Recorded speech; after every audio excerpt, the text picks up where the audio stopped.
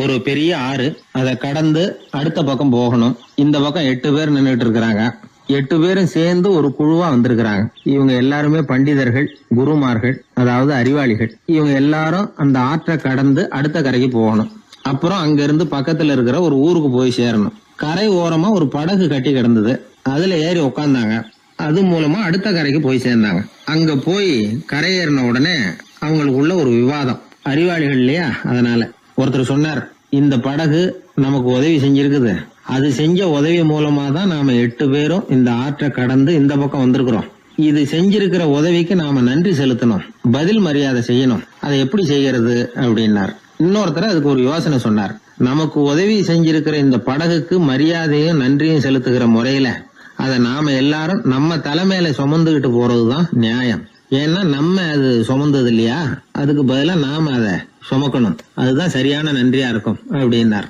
இதுதான் சரியான யோசனைன்னு எல்லாரும் ஒத்துக்கிட்டாங்க. அவ்வளவுதான். உடனே அந்த படகை தூக்கி தலையில வச்சுக்கிட்டு 8 பேர் நடக்க ஆரம்பிச்சிட்டாங்க. அப்படியே அவங்க போக வேண்டிய கிராமத்துக்கு போய் சேர்ந்தாங்க. அந்த ஊர் மக்களுக்கு இது வேடிக்கையா இருந்தது. ஆச்சரியமா அவங்கள பார்த்தாங்க. ஏங்க, எதுக்காக இப்படி செய்யறீங்க அப்படின்னு கேட்டிருக்கிறாங்க. படகுங்கிறது மனிதர்களை கரை சேர்க்கறதுக்காகத்தானே இருக்குது. நாம அதை எதுக்காக சுமக்கணும்? அதை ஆற்றங்கரையிலேயே விட்டுட்டு வந்திருக்கலாமே அப்படின்னாங்க. இதுக்கு அந்த 8 பேர்ல ஒருத்தர் சொன்னாராம், என்ன இப்படி சொல்றீங்க? உங்களுக்கு நன்றி உணர்வே கிடையாதா? நீங்க நன்றி கேட்டவங்களா இருக்கிறீங்க, நாங்க நன்றி உடையவர்களா இருக்கிறோம். நன்றி உடைமை அப்படின்னா என்னன்னு எங்களுக்கு தெரியும். அதனாலதான் எங்களை கரை சேர்த்த படகுக்கு நாங்க நன்றி செலுத்துறோம். இந்த படகு எப்பவும் எங்க தலைமையிலதான் இருக்கும் அப்படின்னார். இது புத்தர் சொன்ன ஒரு கதை. வழி இருக்கு பாருங்க, அதையே முடிவுன்னு நினைச்சு வாழ்நாள் பூரா புடிச்சுக்கிட்டு மனிதர்கள் துன்பப்படுறாங்க அப்படிங்கறது அவருடைய கருத்து. ஒரு மனிதன் ஜபம் பண்றான், வழிபாடு பண்றான், அது மூலமா ஒரு விழிப்புணர்வு கிடைச்சுட்டுதுன்னு வச்சுக்கோங்க. அதுக்கப்புறம் எதுக்கு அந்த ஜபமும் வழிபாடும்? தூக்கி எறிஞ்சிட வேண்டியதானே. ஆனா மனுஷன் அப்படி பண்றது இல்ல. வழிபாட்டையே லட்சியமா வச்சுக்கிட்டு அதையே கெட்டியா புடிச்சுக்குவான். அந்த ஜபத்துக்கு அவன் ஒரு கைதி ஆயிடுறான். அதனால அதை விட்டுட்டு அவனால வெளியில வர முடியல. வழிபாடு மூலமா சாதிச்சுடலாம் அப்படின்னு நினைக்கிறது தப்பு அப்படிங்கிறார் ஓஷோ. ஜபம்ங்கிறது ஒரு முள். காலில் குத்துன முள்ள எடுக்கிறதுக்கு இன்னொரு முள்ள பயன்படுத்துறோம். முள்ள எடுத்தாச்சு, அப்புறம் என்ன? 2 முள்ளையும் வீசி எறிஞ்சிட வேண்டியது தானே. 2 முள்ளுக்குமே இனிமே பிரயோஜனம் இல்லை. பழைய முள் இருந்த இடத்துல புதிய முள்ள குத்தி வச்சா வலிதான் தொடரும். அப்படி செய்யறவன் முட்டாள். ஆனா இப்படிப்பட்ட முட்டாள்களுக்கு உலகத்துல பஞ்சமே இல்லைங்கிறார் அவர்.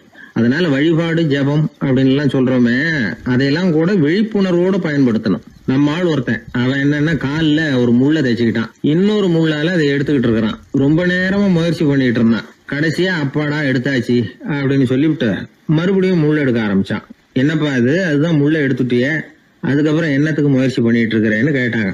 இதுக்கு அவன் சொல்றான், ஏற்கனவே தச்சிருந்த முள்ள எப்பவோ எடுத்துட்டேன், அதை எடுக்கிறதுக்காக உபயோகப்படுத்திக்கிட்டு இருந்தேனே இன்னொரு முள்ளு, அது இப்ப உள்ள மாட்டிக்கிட்டு இருக்குது, அதனாலதான் மறுபடியும் முதல்ல இருந்து ஆரம்பிக்கிறேன் அப்படின்னா. இப்படி வாழ்க்கையில முதல்ல இருந்து ஆரம்பிக்கிறவர்களும் அதிகம், முதல்லயே இருந்துகிட்டு இருக்கிறவங்களும் அதிகம். வாழ்க்கையில படிப்படியா முன்னேறணும், வாழ்க்கையை புரிஞ்சுக்கிட்டு முன்னேறணும். அதுக்கு இந்த பெரியவர்கள் சொல்லுகிற தத்துவத்தை எல்லாம் சரியா புரிஞ்சுக்கிட்டு அது பிரகாரம் நாம நடக்கணும். ஒரு பெரிய இடத்து பொண்ணு நிறைய படிச்சிருக்கிறா, பட்டங்கள் எல்லாம் வாங்கியிருக்கிறா, வேலைக்கு எதுக்கும் போகல, அதுக்கு அவசியமும் இல்லை. வசதியான குடும்பம். அந்த பொண்ணுக்கு பொழுதுபோக்கு என்ன தெரியுமா? பத்திரிகை படிக்கிறது, தொலைக்காட்சி பார்க்கறது, வானொலி கேட்கறது, இதுதான் பொழுதுபோக்கு. முக்கியமா அதுல வர்ற விளம்பரங்களை கவனிக்கிறது. சந்தைக்கு ஏதாவது புதுசா பொருள் வந்திருந்தா உடனே காரை எடுத்துட்டு போக வேண்டியது, அதை வாங்கிட்டு வந்துட வேண்டியது. ஒரு நாள் அது மாதிரி ஒரு விளம்பரம் கண்ணில் பட்டது. புதுமையான சமையல் செய்யக்கூடிய சாதனம் ஒன்று வந்திருக்கிறதாக செய்தி. உடனே அதை வாங்கணும்னு ஆசை. வழக்கம் போல அன்னைக்கு சாயந்தரமே காரை எடுத்துட்டு புறப்பட்டா. பார்த்தா விலை அதிகம்தான், இருந்தாலும் அதை பற்றியெல்லாம் கவலைப்படல. அதிக விலை கொடுத்து அந்த சமையல் இயந்திரத்தை வாங்கிட்டு வந்துட்டா. ஒரு பெரிய அழகான அட்டைப்பெட்டிக்குள்ள அது இருந்தது. துண்டு துண்டு பாகங்களா அதுக்குள்ள அடுக்கி வைக்கப்பட்டிருந்தது. அதை ஒன்னோட ஒன்று சேர்த்து முழு இயந்திரமா ஆக்கிய வேண்டியது நம்ம வேலை. அதெல்லாம் எப்படி ஒன்று சேர்க்கறது? அதுக்காக ஒரு கையேடு அது உள்ளே வச்சிருக்கிறாங்க. அந்த பொண்ணு வீட்டுக்கு வந்தா அட்டைப்பூட்டியை பிரிச்சா, ஒவ்வொரு துண்டு பாகத்தை எடுத்து வெளியில வச்சா, பக்கத்துல அந்த விவர புத்தகத்தை வச்சுக்கிட்டா. அது பிரகாரம் அந்த பாகங்களை இணைச்சு பார்த்தா சரியா வரல. மறுபடியும் எல்லாத்தையும் பிரிச்சு பரப்பி வச்சுட்டு ஆரம்பத்துல இருந்து வர்றா, அப்பவும் சரியா வரல. சரி, நேரம் அந்த கடைக்கு போய் அங்கிருந்தே ஒரு ஆளை அழைச்சிட்டு வந்துருவோம் அப்படின்னு சொல்லி காரை எடுத்துட்டு அவ புறப்பட்டா. கடையில இருந்து ஒரு ஆளை கையோட அழைச்சிட்டு வந்தா. 2 பேரும் வந்து சேர்ந்தாங்க. அங்க அவங்களுக்காக ஒரு ஆச்சரியம் காத்துக்கிட்டு இருக்கு வீட்டுல. என்ன ஆச்சுன்னா, அந்த சமையல் இயந்திரம் அழகா கோக்கப்பட்டு அங்க இருக்குது. அது மட்டும் இல்ல, அதுல சமையல் வேலையும் நடந்துகிட்டு இருக்குது. யார் அதை பண்ணது? அவளுக்கு ஆச்சரியம். சமையல் வேலை செய்கிற பணிப்பெண் அங்க வந்தா. வேலை செய்யறவோ, நான் தான் அதை செஞ்சேன்னா. அந்த பொண்ணுக்கு படிக்க தெரியாது, பள்ளிக்கூடத்துக்கே போனதில்லை, சமைக்க தெரியும், அவ்வளவுதான். படிப்பறிவு இல்லாத காரணத்தினால அந்த குறிப்பு புத்தகத்தையும் அவளால படிச்சிருக்க முடியாது. எப்படி இதை பொறுத்தன அப்படின்னு ரொம்ப ஆச்சரியமா கேட்டாவோ. அந்த விவரம் தெரியாத பொண்ணு, பணி பொண்ணு சொல்றா, படிப்பறிவு இல்லாத போது மூளையை பயன்படுத்த வேண்டிய கட்டாயம் ஏற்படுது, வேற ஒண்ணும் இல்லை அப்படின்னாலாம். படிப்பு மூலமா அறிவை சேகரிச்சுக்கலாம், புத்திசாலித்தனத்தை சேகரிக்க முடியாது. தகவல் அறிவுங்கிறது ஞானம் ஆகாது அப்படின்னு சொல்லுவாங்க. அதுதான் இதுல முக்கியம். நம்மளும் ஒருத்தன் ரயில்ல பிரயாணம் பண்ணா, ராத்திரி பூரா பயணம், விடிஞ்சதும் பார்த்தா அவன் பொட்டியே காணல, யார திருடிட்டு போட்டாங்க. அதுக்காக இவன் கவலைப்படணும்ல, கவலைப்படல, சிரிச்சுக்கிட்டு இருக்கிறான். எதிரில் இருந்தவர் கேட்டார், ஏங்க பெட்டியை அவனோ எடுத்துட்டு போட்டானே, அதுக்காக கவலைப்படலையா நீங்க அப்படின்னார். நான் எதுக்காக கவலைப்படணும், அதோட சாவி என்கிட்ட தானே இருக்கு அப்படின்னு இவன். தந்தியை விட வேகமா போகக்கூடியது எது அப்படின்னு கேட்டார் ஒருத்தர். வதந்தின்னார் இன்னொருத்தர். அவர் அப்படி சொன்னதுல ஒன்னும் தப்பு இல்ல. வதந்தி வேகமா பரவறதுக்கு என்ன காரணம்? 1க்கு 2 மிகைப்படுத்தி சொல்ற மனுஷ சுபாவம் ஒரு காரணம், சொல்றத அப்படியே நம்புறது இன்னொரு காரணம். எப்பொருள் யார் யார் வாய் கேட்பினும் அப்பொருள் மெய்ப்பொருள் காண்பது அறிவு அப்படின்னாரு வள்ளுவர். யாரு எதை சொன்னாலும் அதை அப்படியே நம்ப கூடாது, அறிவு வேலை செய்யணும். அதுல எந்த அளவுக்கு உண்மை இருக்குது அப்படின்னு கண்டுபிடிக்கணும். முக்கியமான பொறுப்புல உள்ளவங்களுக்கு எல்லாம் இது ரொம்ப முக்கியமா தேவைப்படுகிற ஒரு தகுதி. ஒரு நாட்டுல ஒரு சாதாரண ஆள் ஒருத்தன் இருந்தான். அவங்கிட்ட ஒரு கழுதை இருந்தது, ரொம்ப பிரியமா வளர்த்தான். அவனுக்கு அது ரொம்ப நெருக்கமான நண்பன். வேற மனுஷங்க யாரும் கிடைக்கல போல இருக்குது. அந்த கழுதைக்கு கந்தர்வசேனன் அப்படின்னு பேர் வச்சான். அந்த பேரை சொல்லிதான் அவன் அதை கூப்பிடுறது வழக்கம். அவ்வளவு பிரியமா வளர்த்த அந்த கழுதை ஒரு நாள் திடீர்னு செத்து போச்சு. எப்படி இருக்கும் அவனுக்கு? ரொம்ப சங்கடப்பட்டான், சாப்பிட கூட பிடிக்கல. அவனுக்கு முகத்தை மூணு வச்சுக்கிட்டு அவன் பாட்டு உட்காந்துருக்கிறான். இந்த நேரம் பார்த்து அவனுக்கு வேண்டியப்பட்ட ஒருத்தன் அந்த பக்கமா வந்தான். அவனை பார்த்தான். ஏன்டா அப்படி உட்காந்துருக்கிற அப்படின்னு கேட்டான். கந்தர்வசேனை செத்து விட்டதா சொல்லி குலுங்கி குலுங்கி அழ ஆரம்பிச்சுட்டான் இவன். கந்தர்வசேனன் யாருன்னு கேட்டான் இவன். அப்படி கேட்ட உடனே அவன் இன்னமும் சத்தம் போட்டு ஒவ்வொன்னு கத்த ஆரம்பிச்சுட்டான். துக்கம் அதிகமாயிட்டுது. அவன் அழற வேகத்தை பார்த்ததும், சரி கந்தர்வசேனன்கிறது முக்கியமான ஒரு பெரிய மனுஷன் போல இருக்கு அப்படின்னு இவன் முடிவு பண்ணிட்டான். நம்ம ஃப்ரெண்டோட துக்கத்தை நாமளும் பகிர்ந்துக்கணும்னு நினைச்சான். உடனே தலையை மொட்டை அடிச்சுக்கிட்டான், மீசை எடுத்துட்டான், கருப்பு உடை போட்டுக்கிட்டான். கந்தர்வசேனன் இறந்த செய்தி இப்படி காத்து வாக்குல பரவ ஆரம்பிச்சது ஊர் பூரா. ஊர்ல உள்ளவங்க எல்லாம் இந்த செய்தியை கேட்டதும் அவங்களும் தலையை மொட்டை அடிச்சுக்கிட்டு கருப்பு துணி போட்டுக்க ஆரம்பிச்சுட்டாங்க. ஒரே நாள்ல நகரம் பூராவும் துக்கத்துல ஆழ்ந்து போச்சு. எங்க பார்த்தாலும் மொட்டை தலை, கருப்பு துணி. அந்த நாட்டு அமைச்சர் இதை பார்த்தார். ஜனங்கள்லாம் வருத்தமா இருக்கிறாங்களே அப்படின்னு நினைச்சு சில பேரை கூப்பிட்டு விசாரிச்சார், என்ன விஷயம் அப்படின்னு. கந்தர்வசேனன் செத்துட்டார், அதனாலதான் இப்படி துக்கம் அனுஷ்டிக்கிறோம் அப்படின்னாங்க. அவராவது கொஞ்சம் யோசனை பண்ணி பார்த்திருக்கலாம்ல. கந்தர்வசேனன்னு சொல்றீங்களே, யார் அது அப்படின்னு விசாரிக்கலாம்ல. விசாரிக்கல. மக்கள் துயரத்துல நாமளும் பங்கு எடுத்துக்கணும் அப்படின்னு தான் அவர் நினைச்சார். அவரும் உடனே மொட்டை அடிச்சுக்கிட்டு கருப்பு சட்டை போட்டு ஆரம்பிச்சுட்டார். அமைச்சர் இப்படி இருக்காருங்கிற செய்தி அரசருக்கு எட்டுச்சு. அவரு என்ன பண்ணாரு, அவரும் மொட்டை போட்டுக்கிட்டு தூக்கம் அனுஷ்டிக்க ஆரம்பிச்சுட்டார். அன்னைக்கு ராத்திரி ராஜா மொட்டை தலையோட அந்த புறத்துக்கு வரார், முகத்தை முன்னு வச்சுக்கிட்டு. ராணி பார்த்தாங்க. என்னங்க இது, என்ன விஷயம், உங்க துக்கத்துக்கு என்ன காரணம்னு கேட்டாங்க. ராஜா ரொம்ப கவலையோட, கந்தர்வசேனன் செத்துட்டாராம், ஜனங்கள்லாம் வருத்தத்துல இருக்கிறாங்க, அதனால நானும் அவங்களோட துக்கத்துல பங்கெடுத்துக்கிறேன், ஒரு ராஜாவோட கடமை இல்லையா அது அப்படின்னார். அது சரி, கந்தர்வசேனன் யாரு, உங்க அப்பாவா அண்ணனா, எதுக்காக தலைய மொட்டை அடிச்சிங்க அப்படின்னு கேட்டாங்க ராணி. அதுக்கப்புறம் தான் ராஜா யோசிக்க ஆரம்பிச்சார். ஆமா, அதுவும் சரிதானே, நாம என்னத்துக்கு அவசரப்பட்டு இப்படி பண்ணோம் அப்படின்னு சொல்லி நினைச்சுக்கிட்டு அதுக்கப்புறம் அமைச்சரை கூப்பிட்டார். அப்புறம் விவரம் கேட்டார், யாருங்க இது கந்தர்வசேனங்கிறது யாருன்னு கேட்டார். அவரும் அதுக்கப்புறம் தான் யோசிக்க ஆரம்பிச்சார். அவரு ஜனங்களை கூப்பிட்டு விசாரிச்சார்.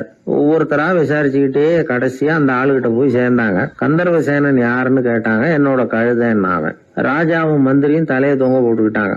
எல்லாரும் சொல்றதையும் கண்ணை மூடிட்டு நம்ப ஆரம்பிச்சா கதை இப்படிதான் போய் முடியும். இந்த காலத்துல எல்லாம் சில பேர் சொல்ற விஷயம் கப்சா மாதிரி இருக்கும், ரீல் விடுறார் அப்படின்னு நினைப்போம். ஆனா அதுலயும் உண்மை இருக்கும். ஒருத்தர் ரொம்ப பெருமையா சொன்னார், சார் 10 பேர் ஒரே குடையில வந்தோம் சார், ஒரு சொட்டு தண்ணி கூட எங்க யார் மேலயும் படல சார் அப்படின்னார். 10 பேர் ஒரே குடையில வந்திருக்கிறாங்க, ஒரு சொட்டு தண்ணி கூட மேல படலையாம். பெருமையா சொன்னார். அது எப்படிங்கன்னு கேட்டோம். அவர் சொல்றாரு, ஏன்னா அப்ப மழையே பெய்யல சார் அப்படின்னார். நம்ம உடம்புல ரத்த அழுத்தம் இருக்குதே, அது நல்லதா கெடுதலாம். உடனே அது கெடுதல்னு தான் சொல்லுவோம். ஆனா உண்மை அது இல்ல. இயற்கையா உள்ள ரத்த அழுத்தம் நம்ம உடம்புக்கு தேவையான ஒண்ணு. அந்த அழுத்தம் அதிகமா போனாதான் கெடுதல். அததான் நாம பிபின்னு சொல்றோம். ஆனா அது உண்மையிலேயே உயர் ரத்த அழுத்தம், ஹைப்பர் டென்ஷன். இதயம்ங்கிறது ஓயாம வேலை செஞ்சுக்கிட்டு இருக்கிற ஒரு பம்பு. இதயம் சுருங்கி ரத்தத்தை பம்பு செய்யறப்போ ரத்த அழுத்தம் கூடுதலா இருக்கும். இதுக்கு பேரு சிஸ்டாலிக் பிளட் பிரஷர் அப்படின்னு பேர். இதயம் விரிந்த நிலைக்கு திரும்புறப்போ ரத்த அழுத்தமும் குறையுது. இதுக்கு பேரு டயஸ்டாலிக் பிளட் பிரஷர் அப்படின்னு பேர். இப்படி இது மாறி மாறி இருக்கும். இந்த பிபி 140 90 இப்படின்லாம் சொல்றாங்கல்ல, இதுதான். சீரா இருக்க வேண்டிய ரத்த அழுத்தம் ஒரு அளவுக்கு மேல அதிகரிச்சுட்டா ஆபத்து ஆரம்பம்னு அர்த்தம். சரி, இந்த உயர் ரத்த அழுத்தம் உண்டாகிறதுக்கு என்ன காரணம்? இதனாலதான் இது வருதுன்னு ஒரு காரணத்தை குறிப்பிட்டு சொல்ல முடியாது. ஆனா வம்சாவளி காரணம், ரொம்ப டென்ஷனான சூழ்நிலையில வேலை செய்யறது, உடம்பு குண்டா இருக்கிறது, இதெல்லாம் இந்த ஹை பிபிக்கு துணை செய்யுது. அப்படிதான் எடுத்துக்க வேண்டியிருக்குது. இது கிருமியினால ஏற்படுற வியாதி இல்ல, உடம்புல ஏற்படுற ஒரு பழுது, அவ்வளவுதான். 40 வயசுக்கு மேலதான் பொதுவா இது பாதிக்கும். அதெல்லாம் சரி. ஒருத்தருக்கு உயர் ரத்த அழுத்தம் இருக்குது, அதை கட்டுப்படுத்துறதுக்கு வழி ஏதாவது உண்டா அப்படின்னா உண்டு. மருந்து கொடுத்தும் சரி பண்ணலாம். மருந்து இல்லாத சிகிச்சை முறைகளும் இருக்குது. இப்ப மருந்து சாப்பிடுறதுன்னா டாக்டர் கிட்ட போயிடலாம். அதுக்கு இப்ப சுமாரா 30 விதமான மருந்துகள் இருக்குதான். மருந்தோட உடல் கட்டுப்பாடும் மன கட்டுப்பாடும் சேர்ந்ததுன்னா ரொம்ப விசேஷம். அது இருக்கட்டும், மருந்து இல்லாம நாம செய்ய வேண்டியது என்ன, அதை தெரிஞ்சுக்குவோம். முதல்ல சீரான உடற்பயிற்சி, வாக்கிங் ரொம்ப நல்லது. மனசை அமைதிப்படுத்துறதுக்கு யோகாசனம், ஆழ்நிலை தியானம், இது மாதிரியான பயிற்சிகள் நல்லது. ஒரு காலத்துல யோகாசனம் பண்ணுங்க, தியானம் பண்ணுங்கன்னு சொன்னா ஒரு மாதிரியா பார்த்தாங்க. இப்ப மருத்துவ நிபுணர்களே அதெல்லாம் ரொம்ப அவசியம்தான் அப்படின்னு சொல்றாங்க. இன்னொரு அதிசய சிகிச்சை முறை இப்போ வழக்கத்துக்கு வந்திருக்குது. பயோ ஃபீட்பேக் அப்படின்னு பேர். மூளையின் அழுத்த அலைகளை பதிவு பண்ணி அதை மறுபடியும் உடம்புக்குள்ள செலுத்தி இந்த ரத்த அழுத்தத்தை சீராக்கி போடுறாங்க. சில பேருக்கு இந்த ஹை பிபி பார்டர் லைன்ல இருக்கும். அவங்களுக்கெல்லாம் மருந்துகள் அவசியம் இல்லை. வாழ்க்கை முறையில சில மாற்றங்களை பண்ணிக்கிட்டாவே போதும். பிஹேவியரல் மாடிஃபிகேஷன்ஸ் சொல்றாங்க. அது எப்படின்னா, பரபரப்பான வாழ்க்கை முறையை தவிர்க்கணும். புகைப்பிடிக்கிற பழக்கம், மது அருந்தும் பழக்கம், இதெல்லாம் இருந்தா விட்டுடணும். சாப்பாட்டுல உப்பை குறைக்கணும். கொழுப்பு சத்து ஆகாரங்களை குறைச்சிக்கணும். முடிஞ்சா விட்டுடலாம். குடும்பத்துல ஏற்கனவே யாருக்காவது ஹை பிபி இருந்தா சந்ததிகள் ஜாக்கிரதையா இருக்கணும். நடுத்தர வயசை அடைஞ்சவங்க அப்பப்ப அந்த பிபி செக் பண்ணிக்கிறது நல்லது. டாக்டர் சொல்றத நம்மள பல பேர் சரியாவே கேட்கறது இல்லை. அதனாலதான் இடைஞ்சல். ஒரு ஆளு பிபின்னு சொல்லி டாக்டர் கிட்ட போனான். உடம்பு குண்டா இருக்கு, அதை குறைக்கணும், முதல்ல தினமும் உடற்பயிற்சி பண்ணு அப்படின்னாரு. சரின்னு சொல்லிவிட்டு வந்தான், செஞ்சான். கொஞ்ச நாள் கழிச்சு மறுபடியும் டாக்டர் கிட்ட போனான். என்னப்பா எக்ஸசைஸ் பண்ணியா அப்படின்னு கேட்டார். தினமும் பண்ணேன் டாக்டர்னா. என்ன பண்ணேன்னு கேட்டார். முன்னெல்லாம் சிகரெட்டை கடையில வாங்குவேன், இப்ப நான் அப்படி வாங்குறத விட்டுட்டேன். தினமும் நானே என் கையாலேயே உருட்டி தயார் பண்றேன் டாக்டர். இது ஒரு எக்ஸசைஸ் தானே அப்படின்னா. ஒரு தடவை கலைவாணர் NS கிருஷ்ணன் பேராசிரியர் கல்கியை சந்திச்சு பேசிக்கிட்டு இருந்தாராம்.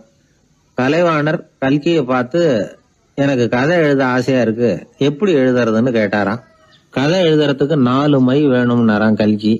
அப்படியா, அப்படின்னா என்னென்ன கலர் மை அப்படின்னு கேட்டிருக்காரு கலைவாணர் சிரிச்சுக்கிட்டே.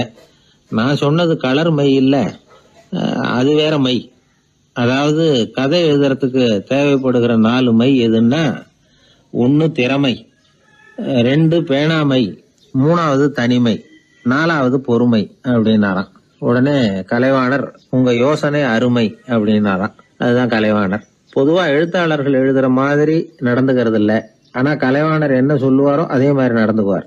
எல்லாருக்கும் எல்லாம் கிடைக்கணுங்கிற கருத்தை சினிமா படங்கள்ல வலியுறுத்துவார். அதே மாதிரி நடைமுறை வாழ்க்கையிலேயும் எல்லாருக்கும் எல்லாமும் கொடுப்பார். பணம், பதவி, புகழ் இப்படி எதுவுமே இல்லாத ஒரு சாதாரண மனுஷனா இருந்தா கூட இவர் மனுஷனுக்கு கொடுக்கற மரியாதையில கொஞ்சமும் குறைச்சல் இருக்காது. இந்த குணம் சாதாரணமா எல்லாருக்கும் இருக்கிறது இல்ல. அவரு சினிமா தியேட்டருக்கு போய் சினிமா பாக்குறது வழக்கம். அவரு வந்திருக்கிறாருங்கிறது தெரிஞ்சா போதும், வெளியில பிச்சைக்காரங்க கூடிடுவாங்க. இது அவருக்கு தெரியும். வெளியில நம்மளை நம்பி ஒரு கூட்டம் காத்துக்கிட்டு இருக்குமேன்னு நினைப்பார். உடனே ஒரு 100 ரூபா நோட்டை கொடுத்து சில்லறையா மாத்திட்டு வர சொல்லுவார். படம் முடிஞ்சு வெளியில வர்றப்போ சில்லறையோட வருவார். எல்லாருக்கிட்டையும் கொடுத்துருவார். ஏன்னா எல்லாரும் தேடிட்டு வருவாங்க அவரை. என்ன எல்லாரும் சௌக்கியமா இருக்கிறீங்களா அப்படின்னு பிரியமா விசாரிப்பார். ஏதோ ரொம்ப நெருங்கின சொந்தக்காரங்களை விசாரிக்கிறது மாதிரி விசாரிப்பாரு. தன்கிட்ட இருக்கிற சில்லறையை எல்லாருக்கும் சமமா பிரிச்சு கொடுத்துட்டு தான் அங்கிருந்து புறப்படுவார். ஒரு நாள் அது மாதிரி புறப்படுற சமயத்துல ஒரு சின்ன பையனுக்கு சில்லறை எதுவும் கிடைக்கல கொடுக்கறதுக்கு. இது கலைவாணருக்கு தெரியாது. கார்ல ஏறி புறப்பட்டு போயிட்டார். அந்த பையன் காரை பிடிச்சிக்கிட்டு பின்னாடியே ஓடியாந்துருக்கிறான். ஐயா, நீங்களே இல்லைன்னு சொன்னா நான் என்ன பண்றது? இன்னைக்கு பட்னி தான், அம்மாவுக்கு வேற உடம்பு சரியில்லை அப்படின்னு கத்திக்கிட்டே ஓடியாந்தானா. கலைவாணர் கவனிச்சுட்டார். உடனே காரை நிறுத்த சொன்னார். இறங்கினார். அந்த சின்ன பையனை கட்டி பிடிச்சிக்கிட்டு என்ன மன்னிச்சுக்கப்பா, நான் கவனிக்காம வந்துட்டேன் அப்படின்னு சொல்லி அழ ஆரம்பிச்சுட்டாராம். இன்னொரு தடவை இதே மாதிரி ஒரு தியேட்டர்ல இருந்து வெளியில வந்திருக்கிறார். ஒரு ஆள் அவர்கிட்ட வந்து நின்றுருக்கார். அவர் கொடுக்கறதுக்கு இவர்கிட்ட பணம் இல்ல. பணம் இல்லையாப்பா அப்படின்னாராம். உங்ககிட்டயே இல்லையா அப்படின்னாராம் அவரு. கலைவாணருக்கு மனசு ரொம்ப சங்கடமா போச்சு. உடனே புறப்பட்டு வீட்டுக்கு போனார். அங்க இங்க தேடி பார்த்து அங்க இருந்த கொஞ்சம் நெஞ்ச சில்லறை எடுத்தார். காரு டிரைவரை கூப்பிட்டார். தியேட்டர் வாசல்ல நின்றுகிட்டு இருந்த ஆசாமியோட அங்க அடையாளங்களை சொன்னார். காரை எடுத்துட்டு போய் அந்த ஆளை கண்டுபிடிச்சு இந்த காசை கொடுத்துட்டு வா அப்படின்னு அனுப்பி வச்சாராம். பிச்சை போடுறதுக்காக காரை அனுப்புனதாக வேற யார பத்தியாவது நீங்க கேள்விப்பட்டிருக்கிறீங்களா? அவர் ஒரு வித்தியாசமான மனிதர், வித்தியாசமான கலைஞர். கலைவாணரோட சகோதரர் கல்யாணம் நடந்தது. அதுல தியாகராஜ பாகவதர் கச்சேரி முடிஞ்ச உடனே அதுல சம்பந்தப்பட்ட கலைஞர்களுக்கெல்லாம் கலைவாணர் பரிசுகள் கொடுக்கிறார். அந்த கச்சேரியில கடம் வாசிச்சவருக்கு மட்டும் மத்த எல்லாருக்கும் கொடுத்ததை விட பெருசா ஒரு வெள்ளி கோப்பையை பரிசா கொடுத்தாராம். மத்தவங்களுக்கு எல்லாம் சின்னதா கொடுத்துட்டு கட வித்துவானுக்கு மட்டும் பெருசா பரிசு கொடுக்குறீங்களே ஏன்னு கேட்டிருக்கிறாங்க. அதுக்கு கலைவாணர் விளக்கம் கொடுத்தாராம். இப்பெல்லாம் ரயில்ல கூட்டம் அதிகங்கிறது உங்களுக்கு எல்லாருக்கும் தெரியும். இந்த வித்வான் இவ்வளவு பெரிய மண்பானைய ரயில்ல ரொம்ப பத்திரமா உடையாம ரொம்ப தூரத்துல இருந்து கொண்டு வந்திருக்கிறாரே, அது என்ன சாமான்யமான காரியமா? அவரோட அந்த சாமர்த்தியத்தை பாராட்டுறதுக்காக தான் அவருக்கு இவ்வளவு பெரிய பரிசு அப்படின்னா. ஒரு மனிதன் கோபப்படும் பொழுது அவனை நல்லா கவனிச்சு பாருங்க. ஏதாவது ஒரு மிருகத்தின் சாயல் அவன் முகத்துல தெரியும். முகம் அழகா இருக்கிறது எப்போ? அவன் புன்னகையோட இருக்கிறப்ப தான். கோபமா இருக்கிறப்ப முகம் அழகா இருக்காது. சார் கோபத்துல இருக்கார், இந்த கோபம் குறையறதுக்குள்ள ஒரு போட்டோ எடுத்துருங்க, அழகா இருக்கும் அப்படின்னு யாரும் சொல்றது இல்ல. போட்டோ எடுக்கிறவர் கூட எடுக்கிறதுக்கு முன்னாடி முகத்தை கொஞ்சம் சிரிச்ச மாதிரி வச்சுங்க சார் அப்படின்னு தான் சொல்லுவார். முகத்தை கொஞ்சம் கடுகடுப்பா வச்சுங்க சார், அப்பதான் நல்லா அமையும் அப்படின்னு சொல்லுவாரு. ஒரு உண்மை என்ன தெரியுமா? கோபம் மனசையும் கெடுக்கும், உடம்பையும் கெடுக்கும். கோபப்படுகிறவர்களின் ஆயுள் காலம் குறைகிறது அப்படிங்கிறது விஞ்ஞான உண்மை. சிரிக்கிறவங்க ஆயுள் காலம் அதிகரிக்கிறது அப்படிங்கறதும் விஞ்ஞான உண்மை. கோபப்படுறவங்களை யாரும் விரும்புறதில்ல. கோபப்படுற அப்பா அம்மா கிட்ட பிள்ளைங்க நெருங்காது. கோபப்படுற அதிகாரிகள் கிட்ட ஊழியர்கள் நெருங்க மாட்டாங்க. கோபப்படுற வாத்தியார்கிட்ட பிள்ளைங்க நெருங்குறது இல்ல. அவன் எப்ப பார்த்தாலும் வள்ளு வள்ளுன்னு விழுவான். அதனால எப்போ அவன் பக்கத்திலேயே இருக்கணும்னு ஆசைப்படுறேன் அப்படின்னு ஒருத்தன் சொன்னா அவனை இவன் வேடிக்கை பார்க்க ஆரம்பிச்சுட்டான் அப்படின்னு அர்த்தம். சரி, இந்த கோபம் எதனால வருது? இயலாமையினாலதான் வருதான். இப்ப நீங்க நினைக்கிறத நிறைவேற்றக்கூடிய சாமர்த்தியம் உங்ககிட்ட இல்லைங்கிறப்போ அது கோபமா வெளிப்படுது, அவ்வளவுதான். திறமை உள்ளவன் கோபப்பட வேண்டிய அவசியமே இல்லை. ஒரு உண்மையான கவிஞன் கிட்ட போய் ஒரு கவிதை எழுதி கொடுங்க அப்படின்னு சொன்னா அவன் உடனே எரிச்சல் அடையக்கூடாது. எரிச்சல் வந்தா அது அவனுடைய இயலாமையை காட்டுது. சிற்பி சிலை செதுக்கிறதுக்கு கோபப்படக்கூடாது. ஒரு அதிகாரி சொன்னார், நீங்க சொல்றதெல்லாம் சார் தான் சார், இருந்தாலும் கோபப்படலைன்னா வேலை நடக்காது சார், அதனாலதான் தினமும் ஆபீஸ்ல கத்திட்டு கிடக்குறேன் அப்படின்னாரு. ஆனா உண்மை என்ன தெரியுமா? கத்துறதுனால கத்துறதுதான் நடக்குமே தவிர காரியம் நடக்காது. வேலை நடக்கிறது மாதிரி ஒரு பாவனை நடக்கும், அவ்வளவுதான். தவறு செய்கிறவர்களுக்கு தண்டனை கத்துறது மட்டும் இல்ல, திட்டு வாங்குற யாரும் தான் செஞ்சது தவறுதான் அப்படின்னு ஒத்துக்கிறது இல்ல. அத அவங்க உணர்றதும் இல்ல. அப்படி இருக்கிறப்போ திட்டுறதுனால என்ன பிரயோஜனம்? திட்டுறது நோக்கம் என்ன? திட்டு வாங்குறவங்க திருந்தணும்ங்கிறது தானே. நோக்கம் நிறைவேறாதுன்னா எதுக்காக கத்தணும்? திட்டுறது மூலமாவே ஒருத்தனை திருத்த முடியும்னா திருடுறவனை எல்லாம் கூப்பிட்டு கொஞ்ச நேரம் திட்டி போயிட்டு வாப்பா, இனிமே நீ திருந்திவிட்ட அப்படின்னு சொல்லி வச்சுள்ளாமே. இதுல நாம முக்கியமா புரிஞ்சுக்க வேண்டியது என்னன்னா, கோபம்ங்கிறது நாம அடுத்தவங்களுக்கு கொடுக்கிற தண்டனை இல்ல, அது நமக்கு நாமே கொடுத்துக்கிற ஒரு தண்டனை. அடுத்தவங்களை திருத்துறதாக நினைச்சுக்கிட்டு நம்ம நாமே கெடுத்துக்கிற ஒரு முயற்சி. நம்ம மனசு கெட்டு போகுது, நம்ம உடம்பு கெட்டு போகுது, அதுதான் கண்ட பலன். நம்ம ஆள் ஒருத்தன் சொன்னா, நான் கோபம் வந்துட்டுதுன்னா அதை மனிதர்கள் மேல காட்ட மாட்டேன் சார், அவங்கள திருத்த முடியாதுன்னு எனக்கு தெரியும் அப்படின்னா. வேற என்ன பண்ணுவேன் அப்படின்னு கேட்டேன். பாத்திரங்கள் பேர்ல காட்டுவேன், வீட்டுல இருக்கிற பாத்திரங்களை எல்லாம் எடுத்து வெளியில வீசி எறிவேன் அப்படின்னா.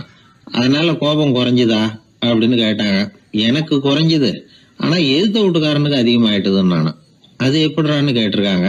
நான் எனக்கு கோபம் வந்த உடனே நேரா அவங்க வீட்டுக்குள்ள போய் அங்க இருக்கிற பாத்திரங்களை தான் எடுத்து வெளியில வீசி எறிகிறேன் அப்படின்னா. ஒரு வெளி தேசத்துல இருந்து ஒருத்தர் நம்ம நாட்டுக்கு வந்தார். இங்க ஒருத்தர் அவரை அன்பா கூப்பிட்டு உபசரிச்சார்.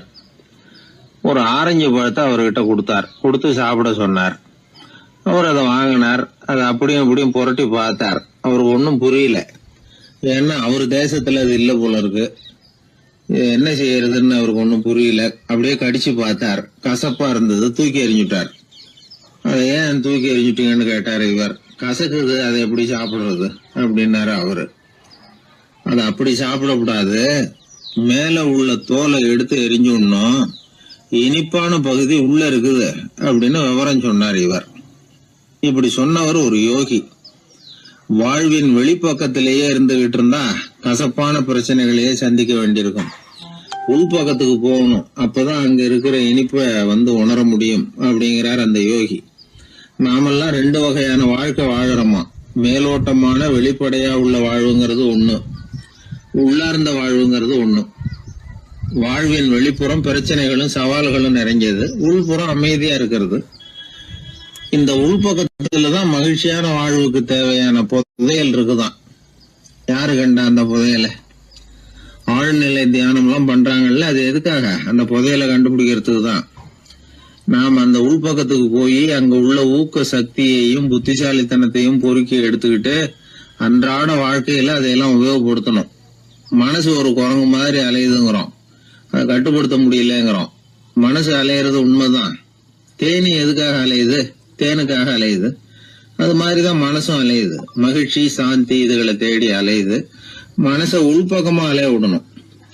மகிழ்ச்சியான வாழ்வுக்கு என்னென்ன தேவைங்கிறத இந்த யோகி சொல்றார். ஊக்கம், புத்திசாலித்தனம், அமைதி, சாந்தம். இது எல்லாம் நம்ம கிட்ட நமக்குள்ளேயே இருக்குது. அதனாலதான் சொர்க்கம் நமக்குள்ளே இருக்குன்னு சொல்றது. புதையல நமக்குள்ளேயே வச்சுக்கிட்டு அதை தேடி புலம்பிக்கிட்டு இருக்கிறது ரொம்ப வேடிக்கைங்கிறார் அவர். இதெல்லாம் கேட்கறப்போ உங்கள பல பேருக்கு கோபம் கூட வரலாம். என்ன சார் இது, இன்று ஒரு தகவல்ல ஏதாவது உபயோகமா சொல்லுவீங்கன்னு பார்த்தா என்னமோ தத்துவம் எல்லாம் பேசிக்கிட்டு இருக்கிறீங்களேன்னு நினைக்கலாம் நீங்க. இதுவும் உபயோகமான விஷயம்தான். நாம தியானம் அது இதுன்னு எதுவும் பண்ணலன்னா கூட மனசுல அழுத்தமோ இறுக்கமோ இல்லாம எப்பவும் சந்தோஷமா இருக்கிறதுக்கு பழகிக்கிட்டா அதுவே போதும். ஏன்னா மன இறுக்கத்தினாலேயே ஏகப்பட்ட நோய்கள் வருதான். பெருவாரியான உடம்பு கோளாறுகளுக்கு வாழ்க்கையின் விரக்தியாலேயும் தோல்விகளாலேயும் ஏற்படுற மன இறுக்கம்தான் காரணம்ங்கிறது மருத்துவ ஆராய்ச்சி முடிவு. நான் இறுக்கம் இல்லாம இருக்கிறதுக்கு தான் பிரியப்படுறேன், இந்த சமூகம் அதுக்கு இடம் கொடுக்கலையே, என்ன பண்றது அப்படிங்கிறது சில பேரோட கேள்வி. இந்த சமூகத்தை சரி செய்ய வேண்டியது நாம தான். நம்மளை சரி பண்ணிக்க வேண்டியது நாம தான். நான் சரியா இருக்கிறேன், சமூகம் சரியில்லைன்னு அதை ஒதுக்கி பிரயோஜனம் இல்லை. ஒரு குடும்பஸ்தர், அவர் மனசுல எப்பவும் டென்ஷன். அவர் டென்ஷன் இல்லாம இருக்கிறதுக்கு பழகிக்கிட்டார். அதுக்கப்புறமா அவர் சொல்லுவார், நான் ஒன்னும் ஆழ்நிலை தியானம்லாம் பண்ணல, இருந்தாலும் என் மனசு எப்பவும் அமைதியா தான் இருக்குது. இவ்வளவுக்கும் எங்க வீட்டுல தினமும் என் சம்சாரத்துக்கும் எங்க அம்மாவுக்கும் சண்டை நடந்துகிட்டே தான் இருக்கும் அப்படிம்பார். அது சரிங்க, உங்க அம்மா ஒரு பக்கம், உங்க மனைவி ஒரு பக்கம், அவங்க 2 பேரும் சண்டை போடுறப்போ நீங்க எந்த பக்கம் இருப்பீங்க அப்படின்னு கேட்டார் ஒருத்தர். அந்த சமயம் நான் வீட்டுக்கு வெளிப்பக்கம் இருப்பேன் அப்படின்னார் அவர். அங்க ஒரு முனிவர் இருந்தார். சுவாமி, என்ன ஆசீர்வாதம் பண்ணுங்க, எனக்கு ஏதாவது புத்தி சொல்லுங்க அப்படின்னா அவர் ஆசீர்வாதம் பண்ணார். அதுக்கப்புறம் சொன்னார், மகனே, நீ எந்த காரியத்தை செஞ்சாலும் செய்யறதுக்கு முன்னாடி ஒரு தடவை அதனால ஏற்படக்கூடிய விளைவுகளை நல்லா யோசிக்கணும். உன் மனசுக்கு அது சரின்னு தெரிஞ்சா மட்டும் அதை செய்யணும் அப்படின்னார். அரசன் அவர் சொன்னதை அப்படியே மனசுல வாங்கிக்கிட்டான். அவர் காலடியில விழுந்து வணங்கினான். 100 பொற்காசுகளை அவர் காலடியில வச்சுட்டு திரும்பினான். அமைச்சர் இதை கவனிச்சார். என்ன இது, நம்ம அரசர் இவ்வளவு ஏமாளியா இருக்கிறாரு, இந்த ஒரு சாதாரண யோசனை சொன்னதுக்கு 100 பொற்காசுகள் கொடுத்துட்டாரு, அமைச்சர் இப்படி நினைக்கிறது அவர் முகத்தை பார்த்ததுமே அரசனுக்கு புரிஞ்சுட்டுது. இருந்தாலும் அதை பத்தி ஒன்னும் கேட்டுக்கல. 2 பேரும் திரும்பி அரண்மனைக்கு வந்து சேர்ந்தாங்க. அதுக்கப்புறம் அந்த அரசன் என்ன பண்ணான் தெரியுமா? காட்டுல முனிவர் சொன்ன அந்த புத்திமதியை ஒரு கல்லுல கல்வெட்டா செதுக்கணும்.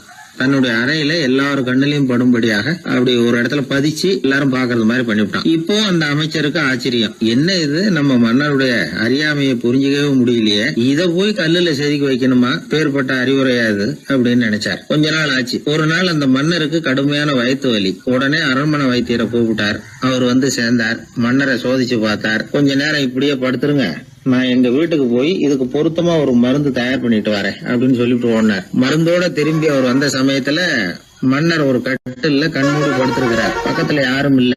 வைத்தியர் வந்தார். ஒரு சின்ன கோப்பையில கொஞ்சம் மருந்தை ஊத்தினார். அப்படியே அங்க சுத்தி முத்தி பார்த்தார். ஏதோ ஒரு பொடியை வந்து அதுல கலந்தார். கலந்து எடுத்துக்கிட்டு மன்னரை நெருங்கினார். கொஞ்சம் யோசனை பண்ணார். அப்புறம் திரும்பி போனாரு. கையில இருந்த மருந்து அப்படியே கீழே கொட்டிட்டு வந்தார். அந்த கோப்பையை நல்லா கழுவி சுத்தம் பண்ணி விட்டு மறுபடியும் கொஞ்சம் மருந்தை ஊத்திட்டு வந்தார். அதுக்கப்புறம் மன்னா அப்படின்னு சொல்லி மெதுவா கூப்பிட்டாரு. இவர் எழுந்திருச்சார். அப்புறம் இவரு சொன்னார், மன்னர் வைத்தியரே, நான் வந்து கண்ணை மூடிக்கிட்டு இருந்தாலும் அப்பப்ப கவனிச்சுக்கிட்டு தான் இருந்தேன். முதல்ல எதையோ கலந்தீங்க, அப்புறம் அதை கொட்டிவிட்டு வேற என்ன விஷயம், உண்மையை சொல்லுங்க அப்படின்னு மிரட்டினார். வைத்தியர் மறந்து போட்டார்.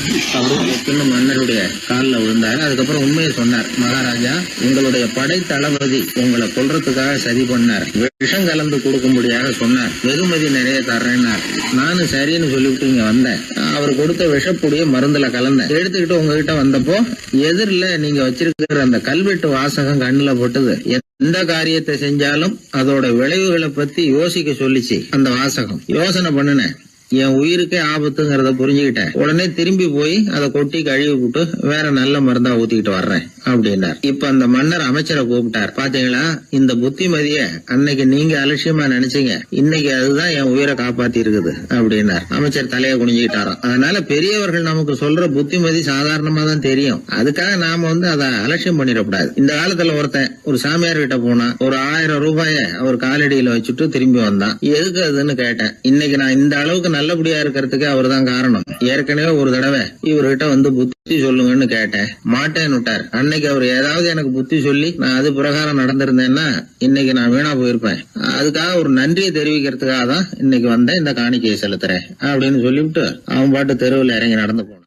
உழைப்பும் நேர்மையும் உயர்வதற்கு வழிகள். அதை விட்டுட்டு உட்கார்ந்த இடத்துல இருந்துகிட்டே உயர போகணும் அப்படின்னு ஆசைப்படக்கூடாது. பல பேர் அப்படிதான் கற்பனை பண்றாங்க. அந்த கற்பனையிலேயே பாதி வாழ்க்கை ஓடி போடுது. உழைப்புங்கிற வழியையும் நேர்மைங்கிற வழியையும் ஒதுக்கி விட்டு குறுக்கு வழியில ஓட நினைக்கிறவங்க குப்புற விழுந்துடுறாங்க. எந்த தொழிலை நாம செய்தாலும் சரி, அந்த தொழிலுக்குரிய பெருமையை நாம புரிஞ்சுக்கிட்டு அதுல ஈடுபடணும். அப்படி இல்லாம என்ன சார் பொழப்புது, இந்த தொழிலை மனுஷன் செய்வானா அப்படி புலம்பிக்கிட்டு இந்த தொழிலையே செஞ்சுக்கிட்டு இருக்கிறவங்க நம்மள பல பேர் உண்டு. செய்யும் தொழிலே தெய்வம் அப்படின்னு சொல்றாங்கல்ல, அப்படி சொல்றது எதுக்காக? அந்த அளவுக்கு அதுல ஒரு ஈடுபாடு வேணுங்கிறதுக்காகத்தான். ஒரு பெரிய மலைப்பகுதி, அந்த மலை அடிவாரத்துல ஒரு சிற்பி உட்காந்து ஒரு சிலையை வடிச்சுக்கிட்டு இருக்கிறான். கையில ஒரு சின்ன உளிய வச்சுக்கிட்டு ஒரு பெரிய கருங்கல் பாறையை கொஞ்சம் கொஞ்சமா உடைச்சுக்கிட்டு இருக்கான். ஒரு சிற்பத்தை வடிக்கிறதுங்கிறது அவ்வளவு உன்னதமான ஒரு தொழிலா? எல்லாராலையும் முடியுமா அது? அப்படி இருந்தும் அந்த சிற்பிக்கு மன நிறைவில்லை. அவன் நினைக்கிறான், இந்த கடுமையான வெயில்ல உட்கார்ந்து வேலை செய்யறது எவ்வளவு கஷ்டம். நாம ஒரு சிற்பியா இருக்கிறதுனால தானே சூரியன் கடுமையான வெப்ப கதிர்களை நம்ம மேல வீசுறான். நாமளே அந்த சூரியனா இருந்துட்டா இந்த கஷ்டம் இருக்காதே. நம்மளை கஷ்டப்படுத்துறவன் நம்மளோட வலிமை உள்ளவன், அதனால நாம அவனா மாறி விடுறதுதான் நல்லது அப்படின்னு அந்த சிற்பி யோசனை பண்ணான். அவன் எண்ணம் உடனே நிறைவேறிட்டுது. இயற்கைங்கிற மாபெரும் சக்தி அவனை ஒரு சூரியனா மாத்தி விட்டுது. சிற்பி இப்போ ஒரு சூரியனா மாறினான். இனிமே இந்த உலகத்துல நம்மளோட வலிமை உள்ளவன் வேற யாரும் கிடையாது அப்படின்னு நினைக்க ஆரம்பிச்சுட்டான். அவனுக்கு மகிழ்ச்சியா இருந்தது. அந்த மகிழ்ச்சி அதிக நேரம் நீடிக்கல. ஏன்னா கொஞ்ச நேரத்துல ஆகாயத்துல கரிய மழை மேகங்கள் அப்படியே சூழ்ந்து வந்தது. சூழ்ந்து வந்த மேகங்கள் சூரியனை மறைக்க ஆரம்பிச்சது. இப்போ சூரியனா இருந்த அந்த சிற்பி நினைச்சு பாக்குறான், என்ன இது, என்னையே இந்த மேகம் மூடி மறைக்குதுன்னா அது என்னை விட பெரிய ஆளாதான் இருக்கணும். அதனால இனிமே நாம சூரியனா இருக்கக்கூடாது, நாம மேகமா தான் இருக்கணும், அதுதான் கௌரவம் அப்படின்னு நினைக்க ஆரம்பிச்சிட்டான். இப்பவும் பாருங்க, இயற்கை அவனுடைய ஆசையை நிறைவேற்றி வச்சது. சூரியனா இருந்த சிற்பி மேகமா மாறினான். வான வீதியில அப்படியே உல்லாசமா வர ஆரம்பிச்சான். அந்த உல்லாசமும் அதிக நேரம் நீடிக்கல. எதிரில பார்த்தா பிரம்மாண்டமான மலைகள் வழியை அடைச்சிட்டு நிக்குது. வேகமா வந்த மேகம் மலையில மோதிக்கிட்டுது. அந்த மலையை தாண்டி அப்பால செல்ல முடியல.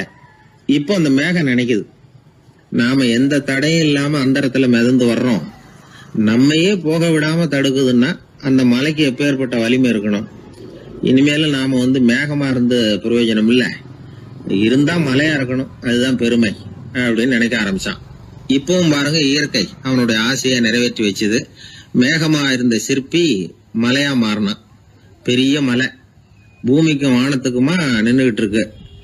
இனிமே நமக்கு எந்த கவலையும் இல்லை அப்படின்னு நினைச்சது அந்த மலை. இப்படி நினைச்சுக்கிட்டு இருந்த வேளையில அந்த மலையோட காலடியில அடிவாரத்துல ஏதோ சத்தம் கேட்டது. என்ன சத்தம் இது அப்படின்னு சொல்லி அந்த மலை மெதுவா குனிஞ்சு பார்த்துதான்.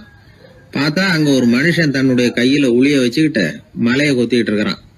ஏதோ ஒரு சிற்பத்தை வடிக்கிறதுக்காக அவன் முயற்சி பண்ணிட்டு இருக்கிறான்.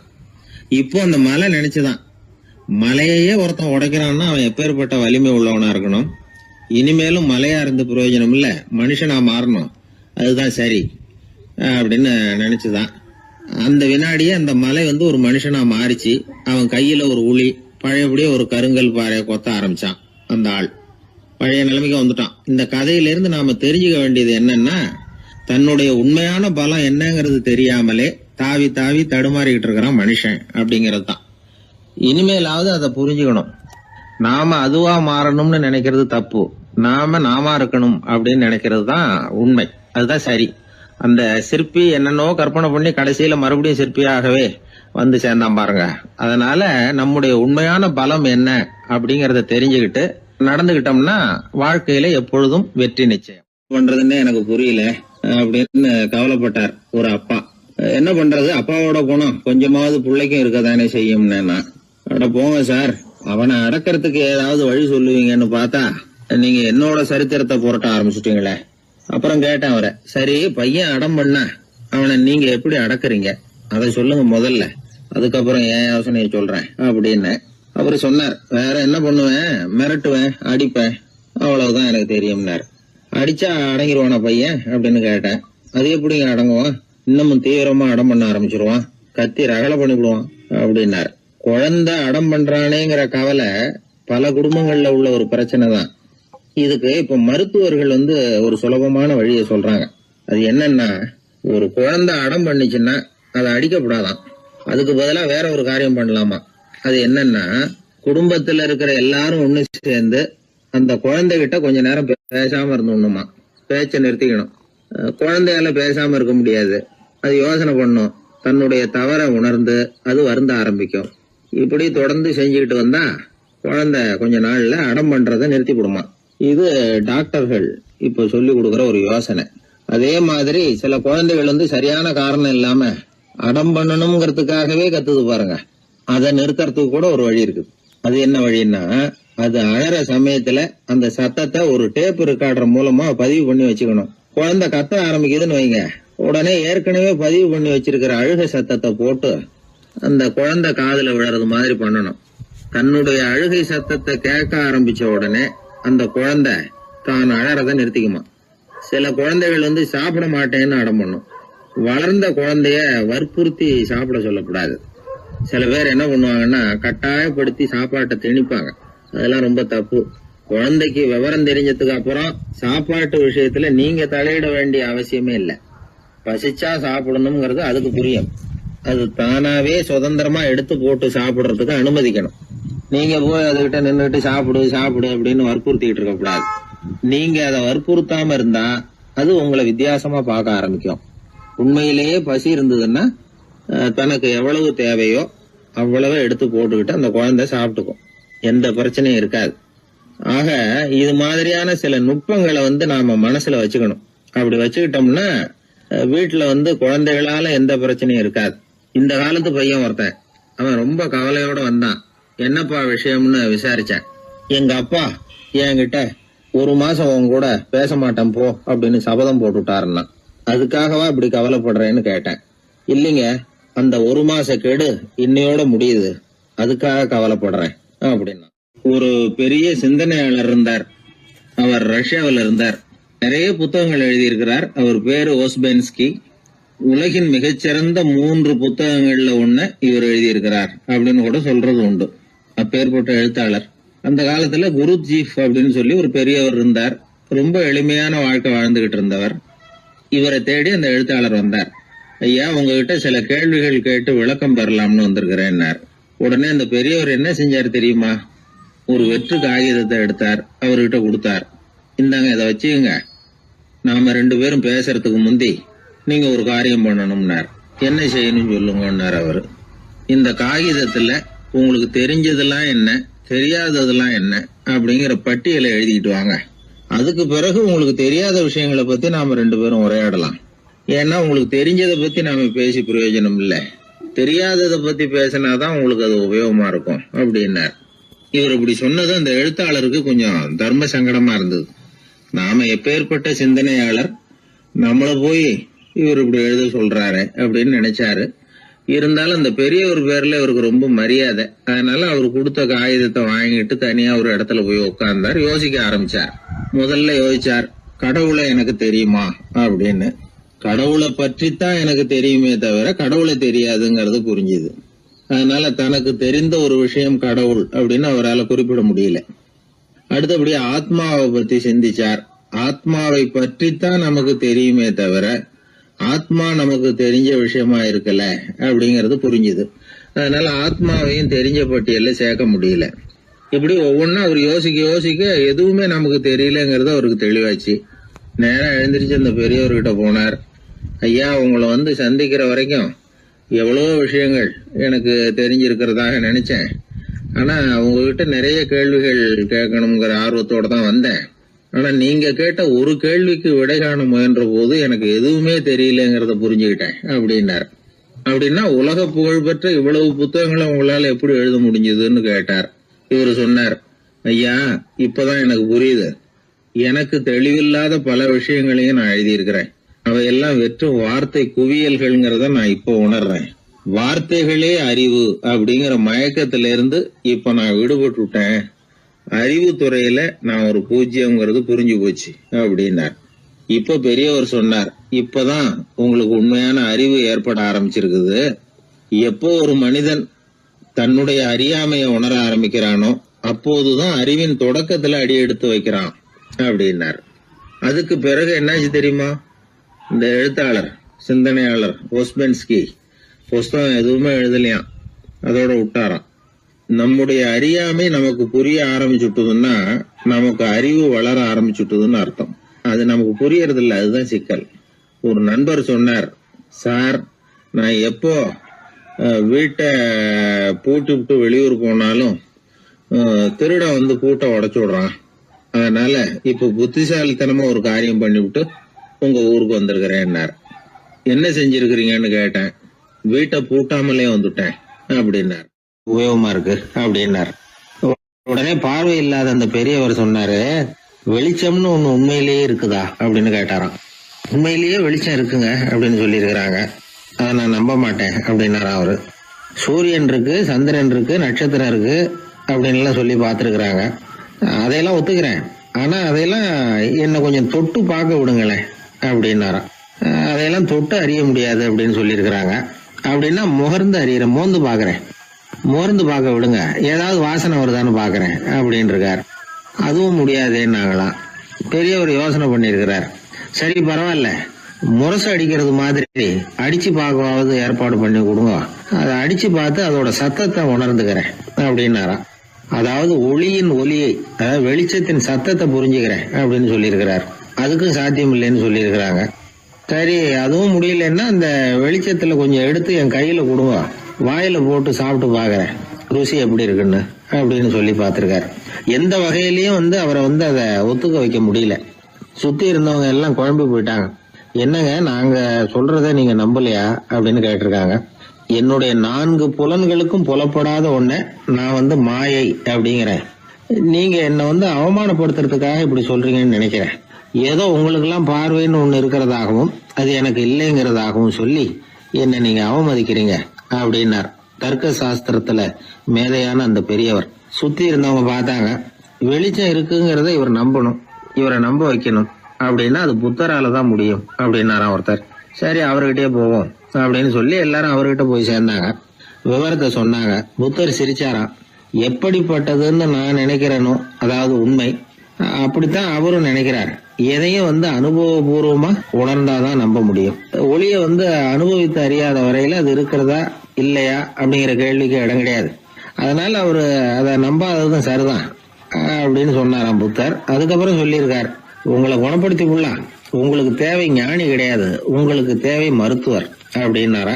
ஒரு டாக்டர் கிட்ட அழைச்சிட்டு போயிருக்கிறாங்க. பார்வை கிடைச்சிட்டுது. வெளிச்சத்தை கண்டதும் அவர் மகிழ்ச்சி அடைஞ்சார். புத்தரை வணங்கினார். நான் வாதம் பண்ணேன், நீங்க எதிர்வாதம் பண்ணல. என்னுடைய பிரச்சனை மருத்துவரால் தான் தீரும் அப்படின்னு சொல்லி எனக்கு பார்வை கிடைக்க செஞ்சீங்க அப்படின்னாராம். மனித குலத்துல ரொம்ப அதிகமானவர்கள் நிலைமை இப்படித்தான். கண்ணை மூடிக்கிட்டு அதை சரின்னு ஒருத்தர் வலியுறுத்தி சொல்லிட்டு இருந்தா அவருக்கு உதவுறது அப்படிங்கிறது முடியாத காரியம். இந்த காலத்துல சில பேர் கண்களை திறந்துகிட்டே சில காரியங்கள் பண்ணுவாங்க. அது தப்புன்னு அவங்களுக்கு பின்னாடி தான் புரியும். ஒருத்தர் தன்னுடைய வலது காலில் கட்டு போட்டுக்கிட்டு அப்படி வந்தார். என்ன ஆச்சுன்னு விசாரிச்சாங்க. எங்க வீட்டு கண்ணாடி ஜன்னல்களை வெளிப்பக்கமா இருந்து சுத்தப்படுத்திக்கிட்டு இருந்தேன், சரியா தொடச்சிக்கிட்டு இருக்கோமா அப்படின்னு கொஞ்சம் பின்னாடி தள்ளி நின்னு பார்த்தேன் அப்படின்னார். அதுக்கும் உங்க கால் உடைஞ்சதுக்கும் என்ன சம்பந்தம்னு கேட்டாங்க. நான் குடியிருந்தது 4வது மாடியாச்சே அப்படின்னாராம். ஊர்ல ஒரு மன்னர் இருந்தார். அவரு பக்கத்து தேசத்து மேல படையெடுக்கணும்னு நினைச்சுக்கிட்டு இருந்தார். அதையும் தன்னுடைய நாட்டோட சேர்த்துக்கணுங்கிற ஆசை. எப்போ படையெடுக்கலாம்னு யோசிச்சுக்கிட்டு இருந்தார். இப்படி யோசிச்சுக்கிட்டு இருந்த சமயத்துல ஒரு பெரியவர் அவரை தேடிட்டு வந்தார். அவர் அடிக்கடி வருவார், அவர்கிட்ட பேசிக்கிட்டு இருப்பார். இப்போ அப்படித்தான் வந்தார். என்ன மன்னா யோசனைன்னாரு. இவர் தன்னுடைய யோசனையை சொன்னார். இந்த சமயத்துல மன்னருக்கு தாகம் எடுத்தது, தண்ணி குடிக்கணும் போல இருந்தது. உடனே அங்க இருந்த ஒரு அரண்மனை பணியாளரை கூப்பிட்டார். போய் கொஞ்சம் தண்ணி கொண்டு வாப்பா அப்படின்னார். அந்த பணியாளர் போனார். ஒரு கோலையில தண்ணி கொண்டு வந்தார். ராஜா கிட்ட நீட்டினார். ராஜா அதை வாங்கி குடிக்கிறதுக்காக வாயிட்ட கொண்டுட்டு போனார். அந்த நேரம் பார்த்து, மன்னா கொஞ்சம் பொறுங்கன்னார் இந்த பெரியவர். ஆவலோட குடிக்க போன மன்னர் அப்படியே நிறுத்திக்கிட்டு பெரியவரை பார்த்தார். இப்ப அந்த பெரியவர் சொன்னார், மன்னா இப்ப உங்களை விட வலிமை உள்ள ஒரு சக்தி உங்களுக்கு தண்ணி கொடுக்க மறுத்துடுதுன்னு வைங்க, உங்களை குடிக்க விடாம தடுத்துடுது அப்படின்னா, இப்ப இந்த ஒரு கோவள தண்ணீரை என்ன விலை கொடுத்து வாங்குவீங்க அப்படின்னு கேட்டார். இப்ப எனக்கு இருக்கிற தாகத்துக்கு என்னுடைய அரசாங்கத்துல பாதியையாவது கொடுத்து இந்த தண்ணியை வாங்கறதுக்கு தயங்க மாட்டேன்னார் அவர். சரி இப்ப அந்த தண்ணியை குடிங்கன்னார் பெரியவர். மன்னர் ஆவலோட அந்த தண்ணியை குடிச்சு முடிச்சார். அதுக்கப்புறம் கொஞ்ச நேரம் தன்னுடைய படையெடுப்பு பத்தி சொல்லிட்டு இருந்தார். கொஞ்ச நேரம் கழிச்சு மறுபடியும் இந்த பெரியவர் கேட்டார், மன்னா இப்போ நீங்க ஒரு கோவள தண்ணீரை குடிச்சு முடிச்சுட்டீங்க. இப்ப அந்த தண்ணீர் உங்க உடம்ப விட்டு வெளியில வரக்கூடிய பாதை அடப்பட்டு போச்சு அப்படின்னு வச்சுங்க, அதை வெளியேற்றுவதற்காக நீங்க எவ்வளவு செலவழிப்பீங்க அப்படின்னு கேட்டார். மன்னர் யோசனை பண்ணார்.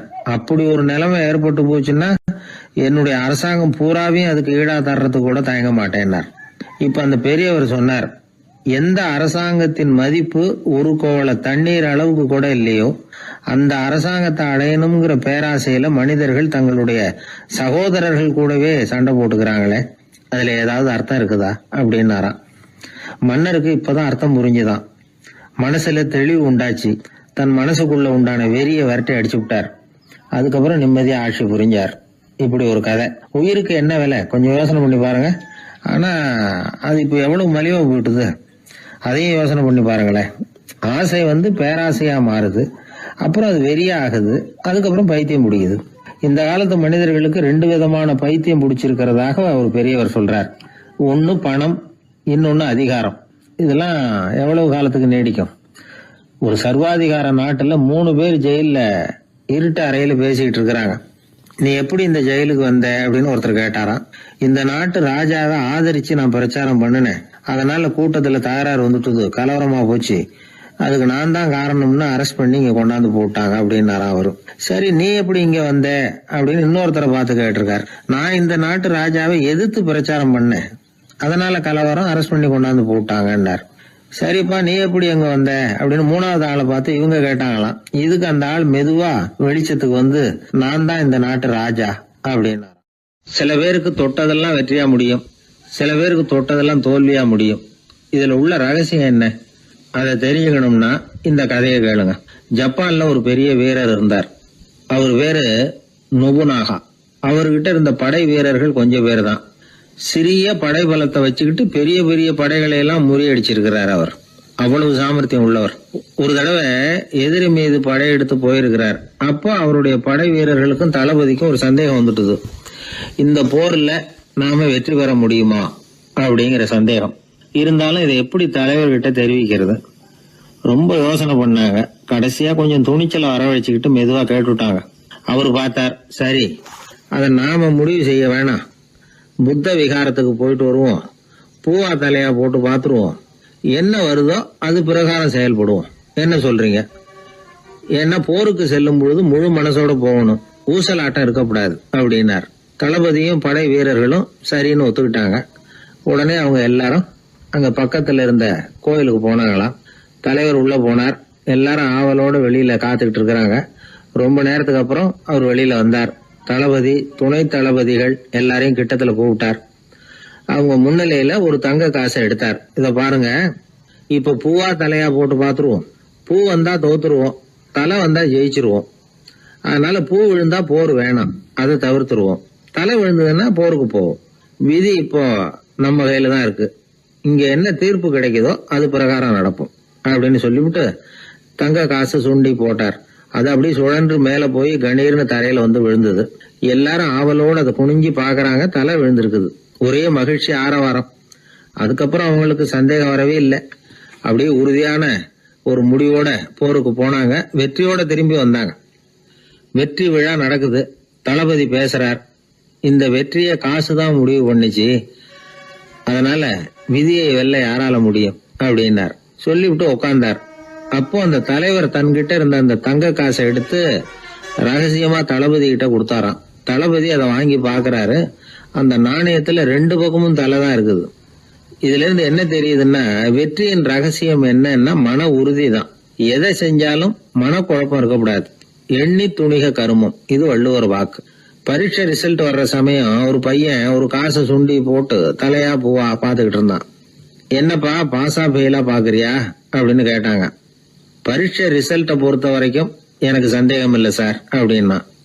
அப்புறம் எதுக்கு இது அப்படின்னு கேட்டாங்க. ரிசல்ட் வந்த பிறகு எங்க அப்பா என்னை திட்டுறதோட விட்டுருவாரா இல்ல அடிப்பாரா அப்படிங்கறத தெரிஞ்சுக்கிறதுக்காக இது அப்படின்னு. ஒரே ஒரு ஊர்ல ஒரு ராஜா இருந்தார். அவரு ஒரு வித்தியாசமான ராஜா. எந்த வகையில வித்தியாசமானவர்னு கேட்டா, மக்கள் கிட்ட வரி வசூல் பண்றதுல கொஞ்சம் வித்தியாசமானவர்.